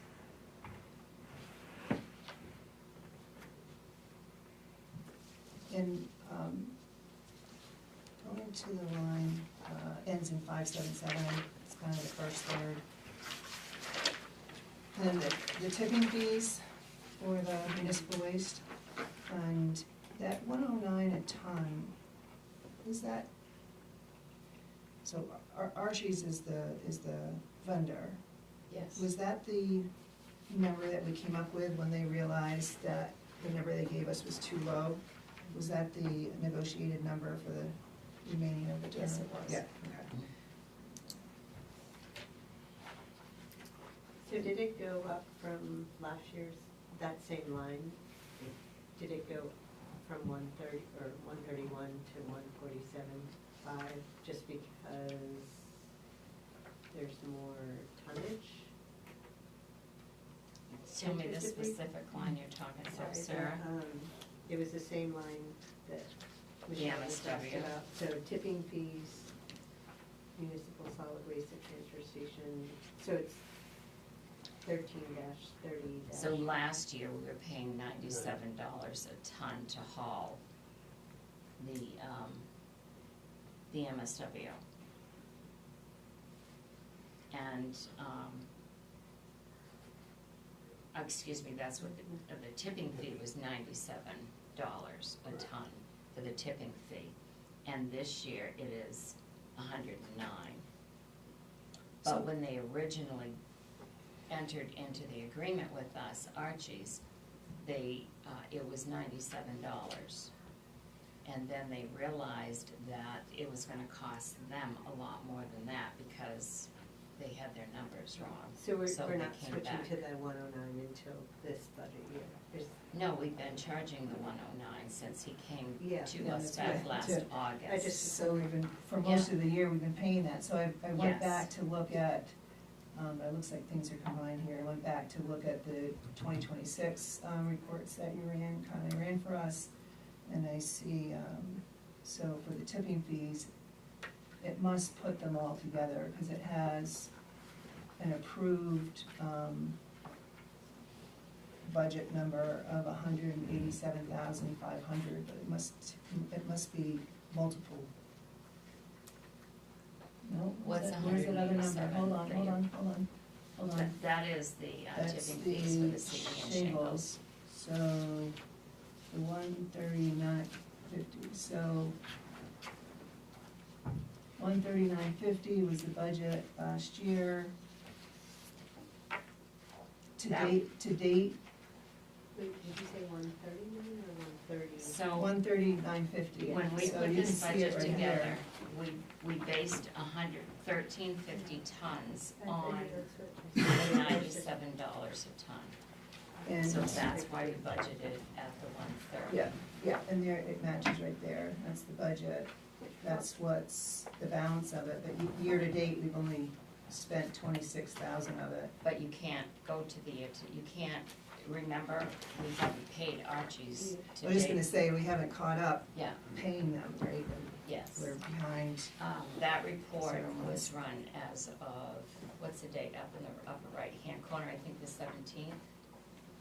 18. 18th. So with Archie's, we have had a problem since day one with their invoices and them not supplying the tickets and the tickets not matching the invoices. So it has taken a lot longer to be able to pay the bills. So what is showing on that report year-to-date that we have paid does not represent 8 months of tipping fees because we have only paid a few months as of that date.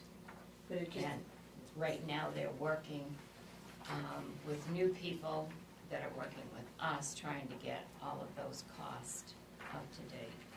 So that 130 was based on $97 for a full year, so I Yeah. guess I would say, I would So say that's that Because that was the budget, 109, that was the so- budget. Yeah. Right, got it, in, got it. in, Okay. in theory, if we paid 109 for 8 months or more, that our actual will be over our budget, in theory. But the budget for this year is using the 109 Yeah, no, straight up. that Yeah, makes sense. yeah, yeah. We budgeted, thank you. Yeah. Yeah. So maybe in the perfect world, they'll lose that stuff and we'll come out ahead. Say that again? I said in the perfect world, they'll lose some of those slips and we'll come out ahead. Well, what's kind of interesting is they have even billed us less than what they should have. You know what I mean? It's been both ways. They billed us more and billed us less. And when we find the errors, they say, you know, you're cheating yourself here because you're not even charging the contract price.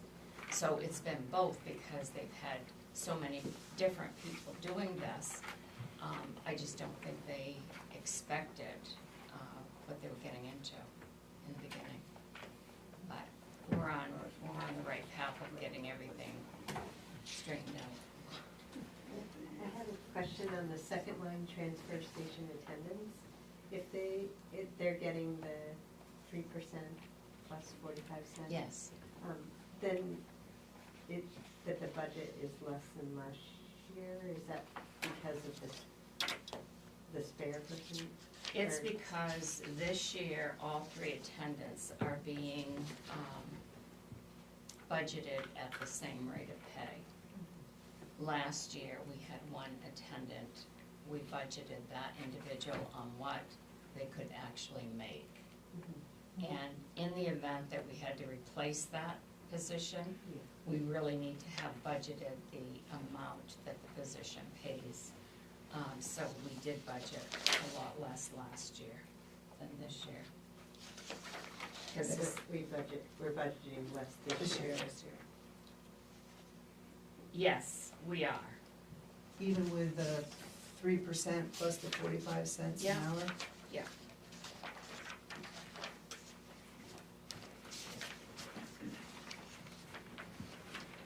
I have a question about the curbside. And I believe this was on the warrant last year, but my understanding is that all of these dumpsters are on like private property. These are not town. We're paying the fees to dump business and private trash. Yes. Which we would pay if they brought it to the dump. Right, that's the argument for it.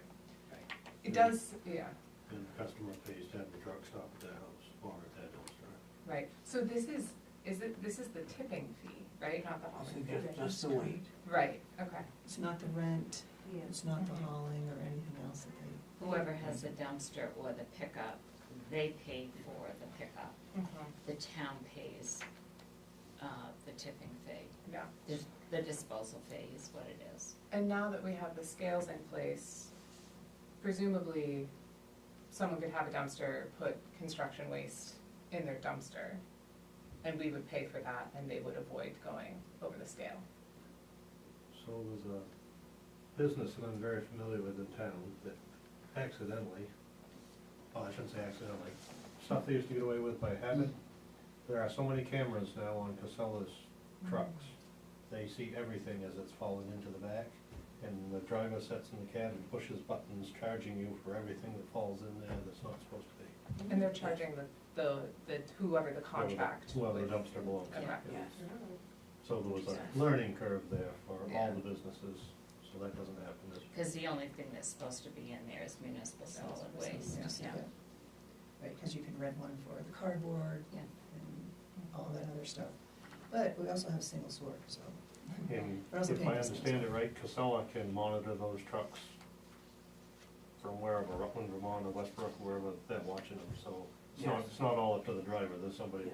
watching them too, so. And so we're paying $120 a ton for the disposal fee with Casella versus the $109 that we're paying to have the MSW hauled off from the site. And I'm waiting for the director there to get back to me, because our contract with Casella for the tipping fee expires June 30th of this year. And I'm waiting for her to get back to me with what they will charge for the next year, July 1 to June 30, 2027, for the tipping fee. And I thought I'd have it tonight, but I don't. I sent her a reminder email this morning, and I don't have it, but hopefully I should have it at the next meeting, so I can let you know what that is. Which one is that? That is the, what the town pays for the tipping fee for the MSW for the curbside pickup, and the dumpster fee for disposal of those. We pay $120 a ton.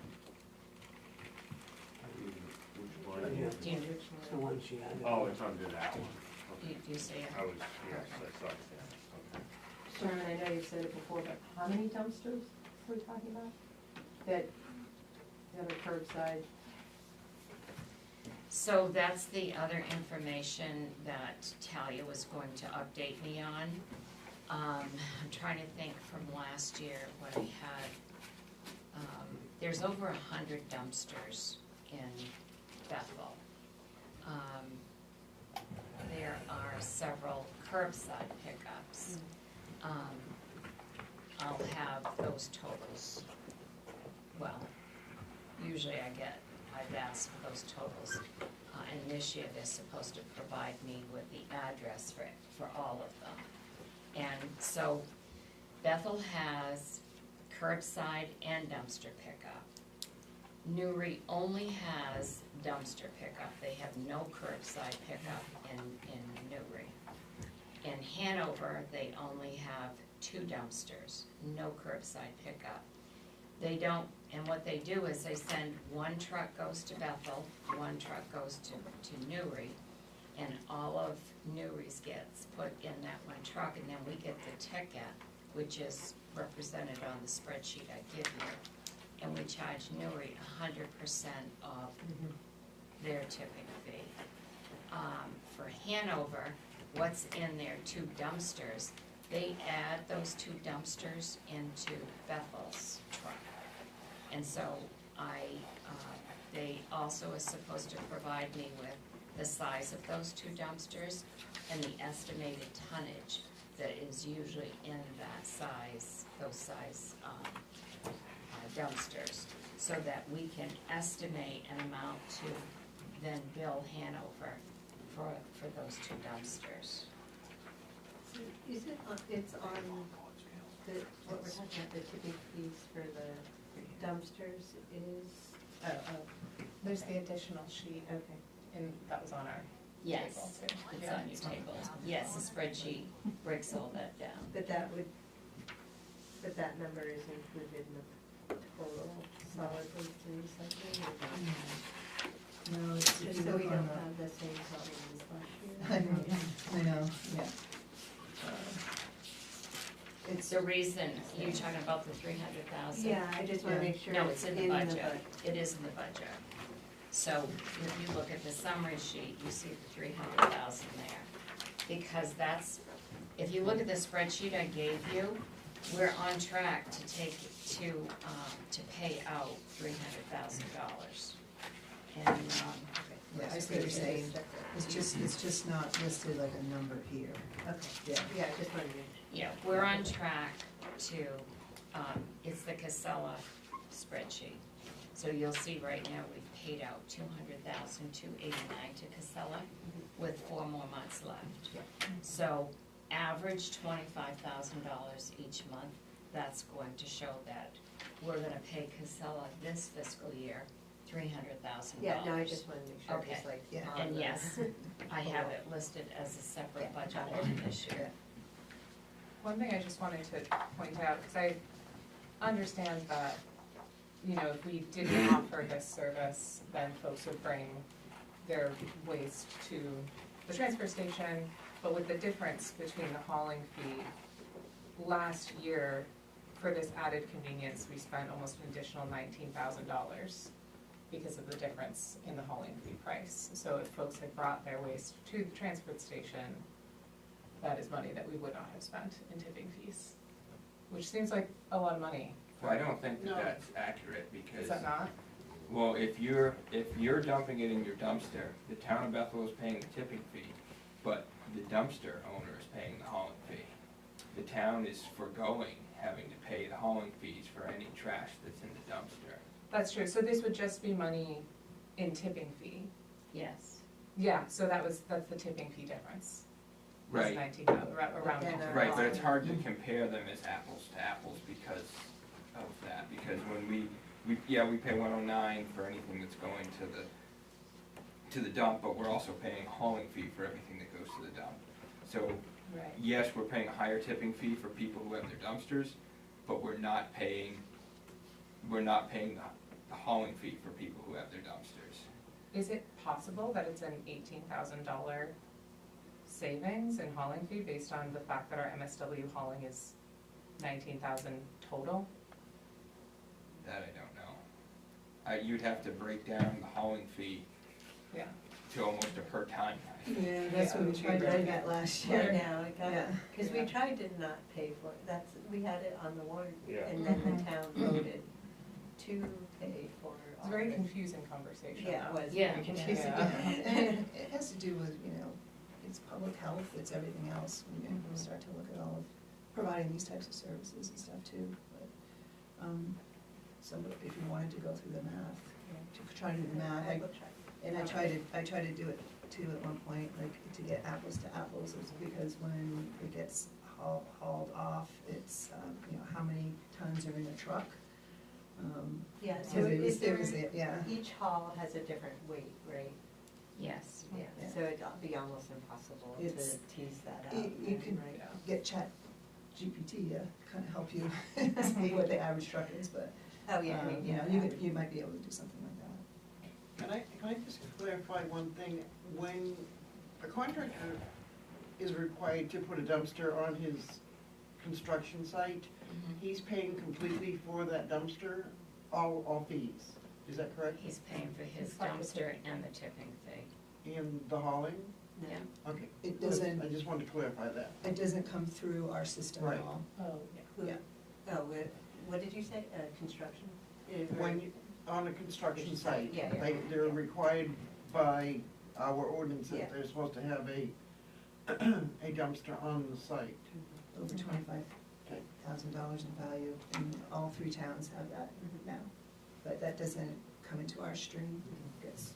And that's one thing that we'll be able to cross-check when we get the list from Talia, is the address location, to make sure that it's not a construction site that is being added in with ours. Yeah, and you can That's, also. that's supposed to be totally separate. You can also, you're right, and you can check that right now, that everybody who has a building permit, Right. they're supposed to, it's part of the enforcement, yeah. I just have a question on the middle of the page, line ending 579, the hauling for the MSW at the transfer station. If you could just walk me through that one again. That's over a 55% decrease. If you could just walk through that again as to why. Because we're paying $320 a haul now, and we were paying $490 a haul We're paying $490 a haul, with Casella last year. but didn't Archie's start on July 1st, of 25. 25? And this was a 25-26 budget. Yeah, it So seems wouldn't like- it be this, wouldn't it be the 320 for 25-26 as well? Wouldn't have been? Yeah, I could remember numbers, but it seems like we're you said 480 versus 320. 320 is not When we- half. When we built the budget, we were building it on the 490. in Yeah. February. because Because we the hadn't gone out to bid yet. contract with Archie's didn't go into effect until after the budget was put in, so, And that would be reflective of all the numbers yes, on last year's prices. on last year's On prices. the prices that Casella was charging us, because we didn't know what the bids were gonna come in at. Because the bids came in after the budget was set.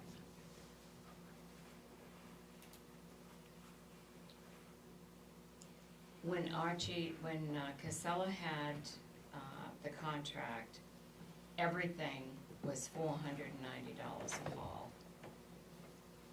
So all of last year's budget was based on Casella's numbers. Yeah, Yes. but even when you take 62 But the- times 490 or 480, 490. it comes out to 30,380. Mm-hmm. But that, maybe it just, I guess it's moot because It was last year's it was budget, last yeah. year's, but when you see the differential, maybe it wasn't yeah. 55%. But this, Yeah. Well, the other thing too, we did in fiscal year '26, prior to fiscal year '26, hauling and tipping fees were in the same line. So in fiscal year '26, we broke down all of the hauling separate from all of the tipping. That way it gives us a true picture of what the tipping and what the hauling fee is, rather than having the tipping and the hauling fee all go in the same line. I bet that's what it was. Why don't we try to shoot for like a $450?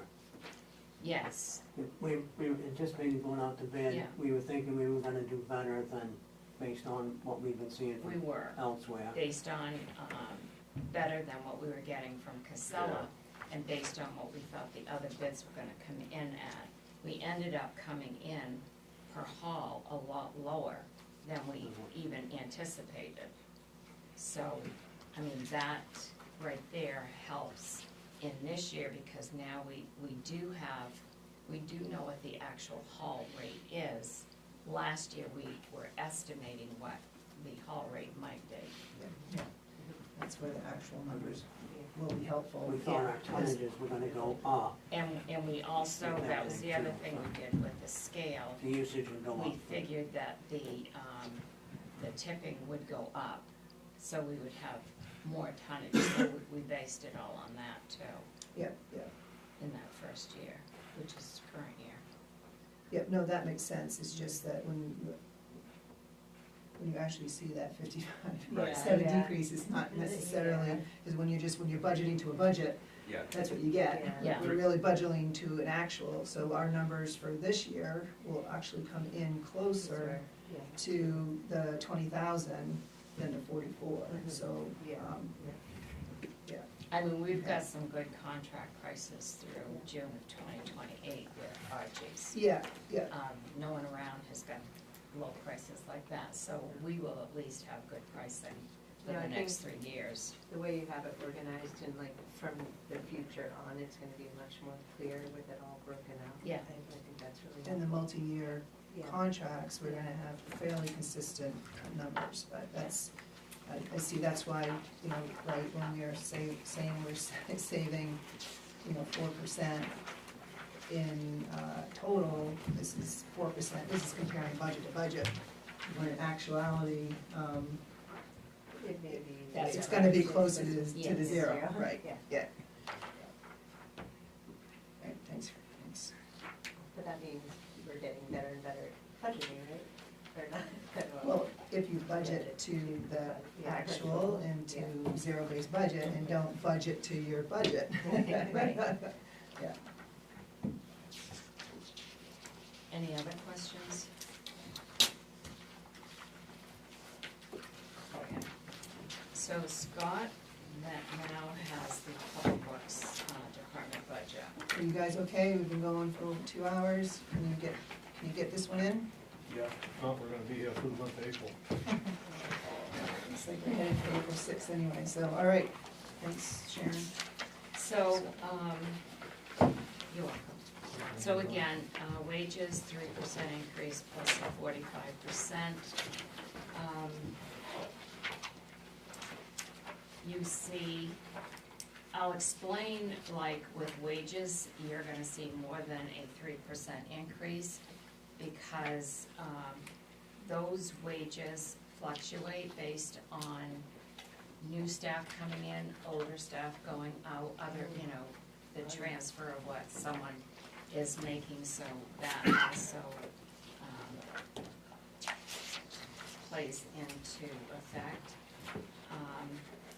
Personnel expenses stays the same, medical expenses the same, miscellaneous contracts the same. The street sweeping, there's a $1,000 increase this year, they haven't increased in several years.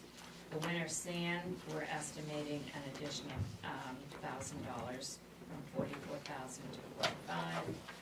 The basin, catch basin cleaning stays the same at $78,000, as does the plowing contract for Woodstock, which I don't have that price yet, but I'm basing it on the same as last year. Plowing contract for Sunday River Road, they typically increase between 5 and 7% every year, so some of these, we don't have confirmed numbers yet, but we're estimating an additional 1,000. Snow hauling the same, maintenance and repair, sanitation services the same. Telephone and internet, we do have a $200 increase in that, which covers the cell phone for the director, the phone and internet charges for the facility. Painting the streets stays the same at $72. Mowing services, we do have, this is for the town mowing, cemeteries, the common, fire station. Public Works does mow Angevine. So we budgeted the same as we have current year, however, we have to go out to bid this year. So that could be blown right out of the water, we don't know. I've seen bids coming in, anyways, between $30,000 and $100,000, but I'm not saying that they are comparable to what we're having mowed here. But we have to go out to bid because the company that is currently mowing cannot mow next year. The tree care program will stay at 17. The supplies, 40,000, stays the same, as does the uniform, the coal patch, the road salt. We don't get those prices in until May on the salt. And the loam and gravel stays the same at 12, as the gas and diesel. Equipment purchases will increase by $4,000. Scott can explain what he needs there if you have questions. The equipment and vehicle repair will stay at 40, and the utilities and electric stays at 22. That's an increase of $28,038, or 3.6% increase. Again, I've listed all the wages, the Social Security rates that will be, you'll see in another budget. Questions? I'm sure Scott would be happy to explain anything you have a question on.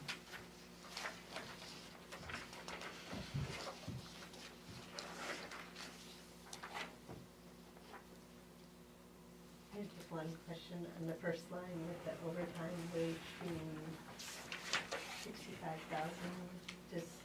Does that warrant, like, does it feel like you would need an additional person if it's that much overtime? No. It's for storms, No. the overtime line. Yeah, and that's a formula, correct? Yeah, To come up with that number. Okay. so it's when all the crew have to work overtime Yeah. when there are storms. Yeah, it's a specific formula for figuring that out, correct? Yeah, I don't know usually what that is, you but- base that on so many hours for each employee. Do you use like historical data over the last 3 years, or just the past year? Me? Yeah. I haven't messed with the top 3 lines in 10 years. So you basically look at the Until, last 3 years, yeah. until Sharon came, it was always, she gets input now, and, you know, helps me through those numbers, but I think, I didn't do any comparison this year on the, this last year on the overtime rate. I mean, this year, when you have more storms, you're going to have more overtime. You can't budget on the previous year or the current year because you have X amount of storms more. You do it on an average of your storms, and I like to use 3-year averaging. And it pretty much stays the same. The only increase you'll see in that is what the wage increase is at the overtime rate. And the general hours still runs, full tilt and overtime in the wintertime, and then summertime is a 4-day week? Four. Yes. 4 times, yes. Yeah, 4 tens, so still a 40-hour week. Yeah, I mean, I track the events year to year. Last year, we didn't have quite so many events as we had already this year, but, I mean, for us, sand or plow or combination, to me, is an event. I mean, we may plow last night and then have sand tomorrow morning. That's 2 events for us. But Clean up and everything else. yeah, but as far as like figuring how many times you're out there overtime, I don't take cleanup, snow removal type things in it. Okay, gotcha. Consider it as an Alright. event for Yep, strictly plowing, sanding the roads, gotcha. that Yep. type of things. Snow drifts, Yep. I don't consider those as part of. Yeah, gotcha, understood, thank you. Yeah, because last year we budgeted 60K, and to date, as of March 18th, we had 36,977. I'm sure we haven't counted the storm. Maybe we won't get any more storms.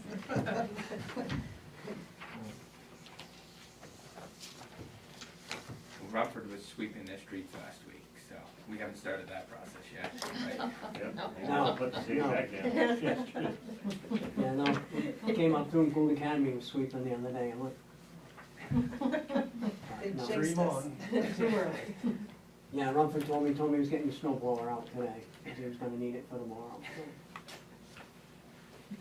What's the equipment purchase increase? The mechanic would like to buy, a new, I don't wanna call it a code reader, but a new scan tool for the equipment. He's looked into 3 different units, and come up with the one he thinks will be his best option for them.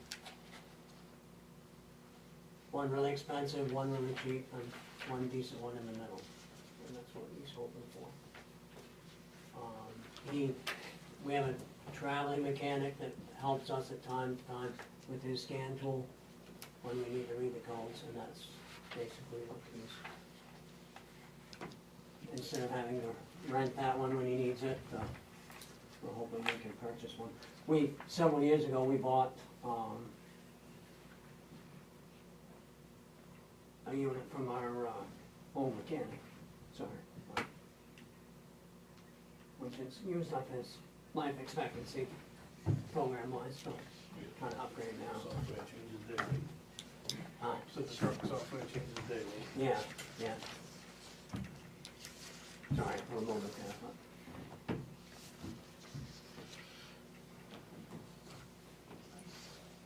You're saying that, I get it now, yeah. and that would be just a one-time increase in that line for that. Software updates. Actual program, the actual program, He wants to buy a whole, we Yeah. need to buy a whole new unit. right, The unit we have now won't plug into the new equipment. yep. Not OBD2? It's not an OBD2 unit? No, they're 9-10. Huh? They're 9-10, around 9. The one that we have now is a, So, tough book laptop with a, yeah, but that's not what I'm getting at. So, Yeah, the Jim, trucks don't run, what do I wanna say? they don't run OBD. In trucks and stuff, they don't run OBD too? It's a 9-10 round. Okay, instead of a 13 pin, or whatever it is. You don't think the manufacturers have figured out the gimmick? Yeah, I want to see what they And did. you get the adapters with it, but, so Yeah. you can, like mine, I can plug in to the big trucks, but I can also plug into the bigger pickups. You can't plug into a car, well, actually, If you have an adapter, you should be able to. you can plug into the cars with it, if you've got the software. Yeah, and this is supposed to give them the option for the newer equipment, the trucks. Well, they've got options out the years, you just have to pay for them, that's all.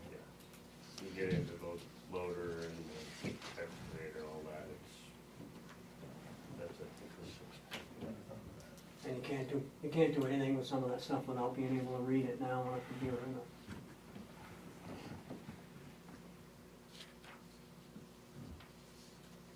Any questions? Well, then, did you not thought it was gonna be? You're not done yet. So, we're pushing over 2 hours here.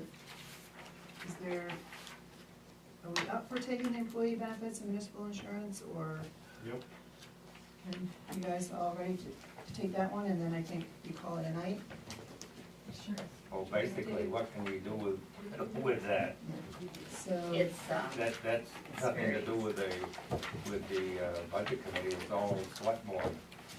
well, you have municipal insurance and everything. so Well, they're again, very, they won't take, either one of them won't take a long time anyway. No, that, you can find that under unclassified, in the unclassified tab towards the back, Did you all hear that? employee benefits. the unclassified. I'm just gonna, under unclassified. Oh, no, we did that last week. No, I was going by her, the agenda. So it should match the calendar that we did last week. You have to look at the new agenda, a new calendar. Yes, I gave you a Calendar for calendar tonight. Tonight, three, Because remember, we ended up 3:23. adding rescue and fire last week. I remember doing fire. Yeah, so I updated that, so. everybody find it? What is it under? Unclassified. Okay. So the first budget under unclassified is employee benefits. We did have a 9% increase in the calendar year 2026. Our insurance is based on a calendar year, not a fiscal year. So when I budget the first 6 months, which is July 2026 to December 2026, at this 9% increase. And then from January to June of 2027, I have to add another percentage increase, anticipating what they might increase the budget for the next 6 months. So for the first 6 months of this budget, because they're a calendar year and we're a fiscal, it was a 9% increase. And in the January to June of 2026, no, in January 2026 to June of 2026, we had a 9% increase that I didn't budget for last year because we never estimated that we would have a 9% increase. See what I'm saying? So this budget here reflects 6 months at 9% increase right now, and then it will be, then the next 6 months, I estimated 5% in the next 6 months from January 1, 26 to June. I think Is that, that 27. That second half, that second 6 months?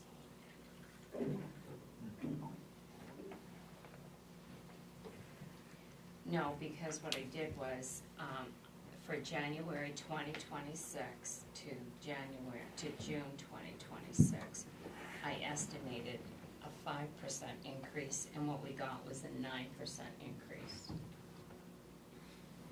Oh, Because they're calendar. So automatically this next 6 months of our fiscal year budget, we're gonna spend more than what we budgeted for.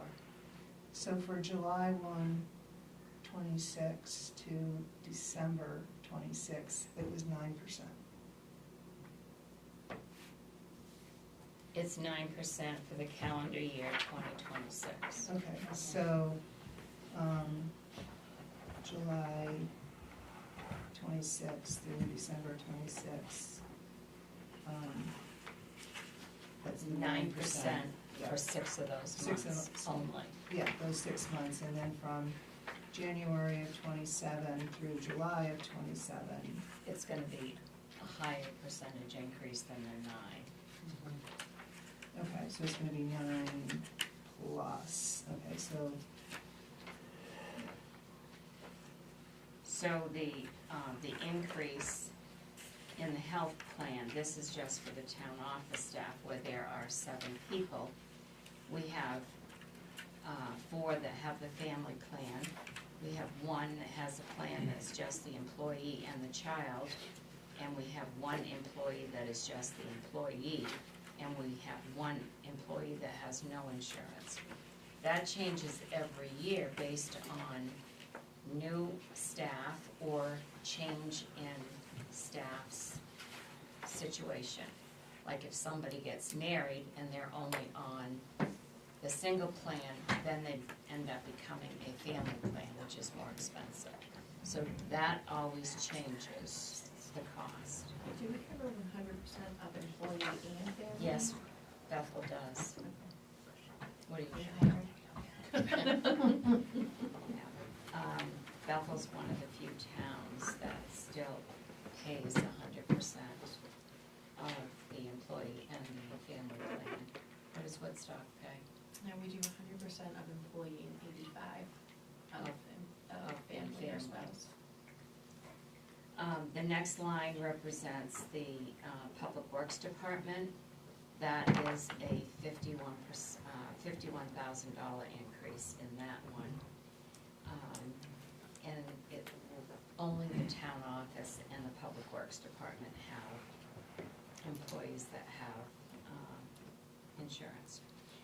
The third line is a workers' comp line, and that's basically the same, 49,125 to 49,500. Unemployment insurance, all of these exclude wastewater because these are budgeted in their own. So this is based on a 3-year average that they give us, and we needed to increase this up to 3,000. The 7.65% of payroll, which is based on what I explained before, that increases. That's more as the wages increase, as you all know. The paid family medical leave, the town pays the 0.50% and the employee pays the other half. So the town share of that is $8,918. This also has the main PERS retirement in it. That increases as the wages increase. The town pays 10.2% of that, of the gross wage. Then we have the fire department volunteer accident and sickness insurance. That increased just by $80 this year. So the total employee benefit line is an increase of $119,000.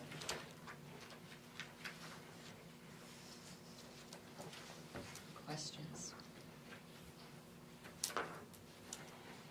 The next section is the. just a quick question, so on the workers' comp, Yeah. for the second half, it's estimating that it's gonna be a 5% increase? Yes. Because that's another one that we have to estimate the second half of because they're based on a calendar year. So we always have to use what we're paying in the first 6 months that we know is and then it's, we added 5% for the second half, which is the last 6 months. And so for the first half, was it was it less than? Did it not go up as much as we thought it would go up? I'm just trying to see the, it has only a 0.8 increase. Which to me would be 5% more in the first 6 months, would be 5% less. We than- know what the first 6 months is. We've already been billed for that. They bill us at the beginning of the year, so I know what the first Yeah, so is it? 6 months is fee it, is gonna be. um, And so what I do is I take a percentage based on what we paid in the last 6 months, because the first 2 payments are the higher of the 2 payments, and then the second 2 payments are the lower payments. So we base the first 6 months, we add a percentage on what we think that's gonna increase to next year. And we won't have those figures for, that's part of the problem with the workers' comp. We don't even know what those figures are gonna be, you know, even when the budget is approved. So it's all based on, right, I was just, if our budget number was, if we were hitting that budget number, just adding a 5% increase for half a year, would be more than the 0.8, but.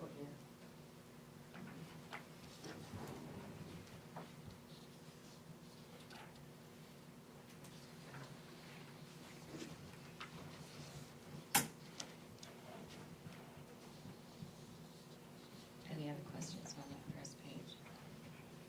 The second is, there's a colored paper separating the two. In the back of that, you'll have the actual municipal insurance.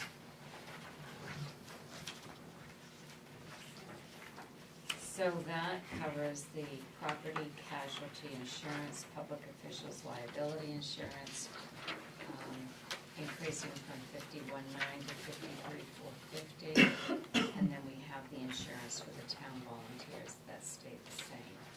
So it's a $1,550 a year increase in that.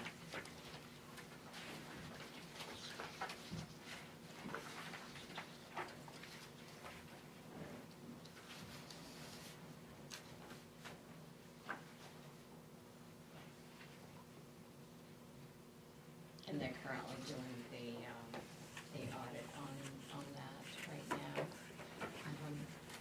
They send us that information at certain times of the year, so we don't actually have the numbers yet for 27. So again, it's based on percentages. Okay, I missed. It's further back, It's- Michelle. It's It's after- after the blue, Thank it's in you. the same section. See the blue Yeah, pages, yep, it's thank the blue you. line, so it's right there. Thank you.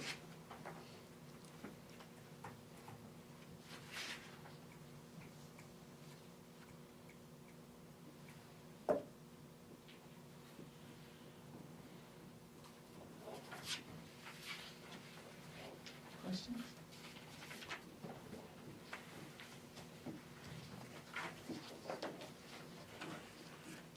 So, if you have any questions? So we're good?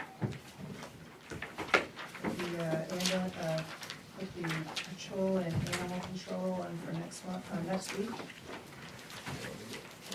Yeah. So are we meeting on the 6th? Is that like, made and decided today? On the 6th. That Monday, are we adding additional Monday? Like, No. we don't have it right now, but we may wanna Yeah. plan for it. So the thing of it is we have, I mean, we can't meet all through April because we have deadlines of getting the warrant out and you know, so, I think that when we meet next week, the patrol budget and the animal control should require 5 minutes of discussion, because it's pretty set, and then next meeting, we'll do the administration department, airport capital, and that's it. We're supposed to do all of them. And then we have to do all the voting. And the voting, Yeah, yes. And I yeah, put that yeah. on the calendar. Yeah. safety net in there, we'll damn sure use it. I think we go as scheduled, but I think we also have to be I just realistic. couldn't stay here till 9 o'clock on one night and come And back. that might, and that might be it. That works fine. And I did give you. But we see where we go. I don't think we need all of April, but we may need April, but if you're not here, then maybe you do either a really long meeting or break it up twice. Sorry, Yeah. I tried not to touch March. We know what, I think we know what we're aiming for, and we'll just see what reality brings us. And two of the handouts I gave you, one was for the town office, and one was for the Fountain Park and cemeteries. Under the town office, that had the electric for the town office. Bob, remember you brought that up? I was actually waiting for the estimates to come back in for the heat pumps, which they're putting those in now, but the electric for the citizen space is going to stay the same at $1,100 budgeted. And so what we've done is we've added $462 additional in the electric line for the town office, in addition to what we're currently paying for the addition of the heat pumps to be used. So that line for the electric, for the utilities, is gonna go from $4,560 to $8,300. And I just want to say that I've been told by two sources who provided these estimates based on the 20,000 BTUs going in here, that those are strictly estimates. There's no way that you can estimate what the exact electric is going to be, because they are going to be the primary source of heat and air conditioning. So, that is an estimated figure, and that is from calculations being done out, and also conversations with Field Electric, who are putting in the heat pumps. So, I added $462 onto the current budget amount for that. And then the other one on the Fountain Park and Cemetery, remember I had left off the $1,000 under the building maintenance. I added that back, and I did increase the supply line so that we could add flowers to that line, so that we could have money for the island that is down by the pathway. So basically, that line is flowers for the garden club to do planting, and another organization will do the planting for the island down at the pathway. So that does change those totals a little bit, and those are reflected on the summary sheet. But if you have any questions that you want any explanations for on anything that I've given you, give me a call during the week and I can help you out. Shannon? Is there any other questions or comments? I make a motion that we do. All those in favor?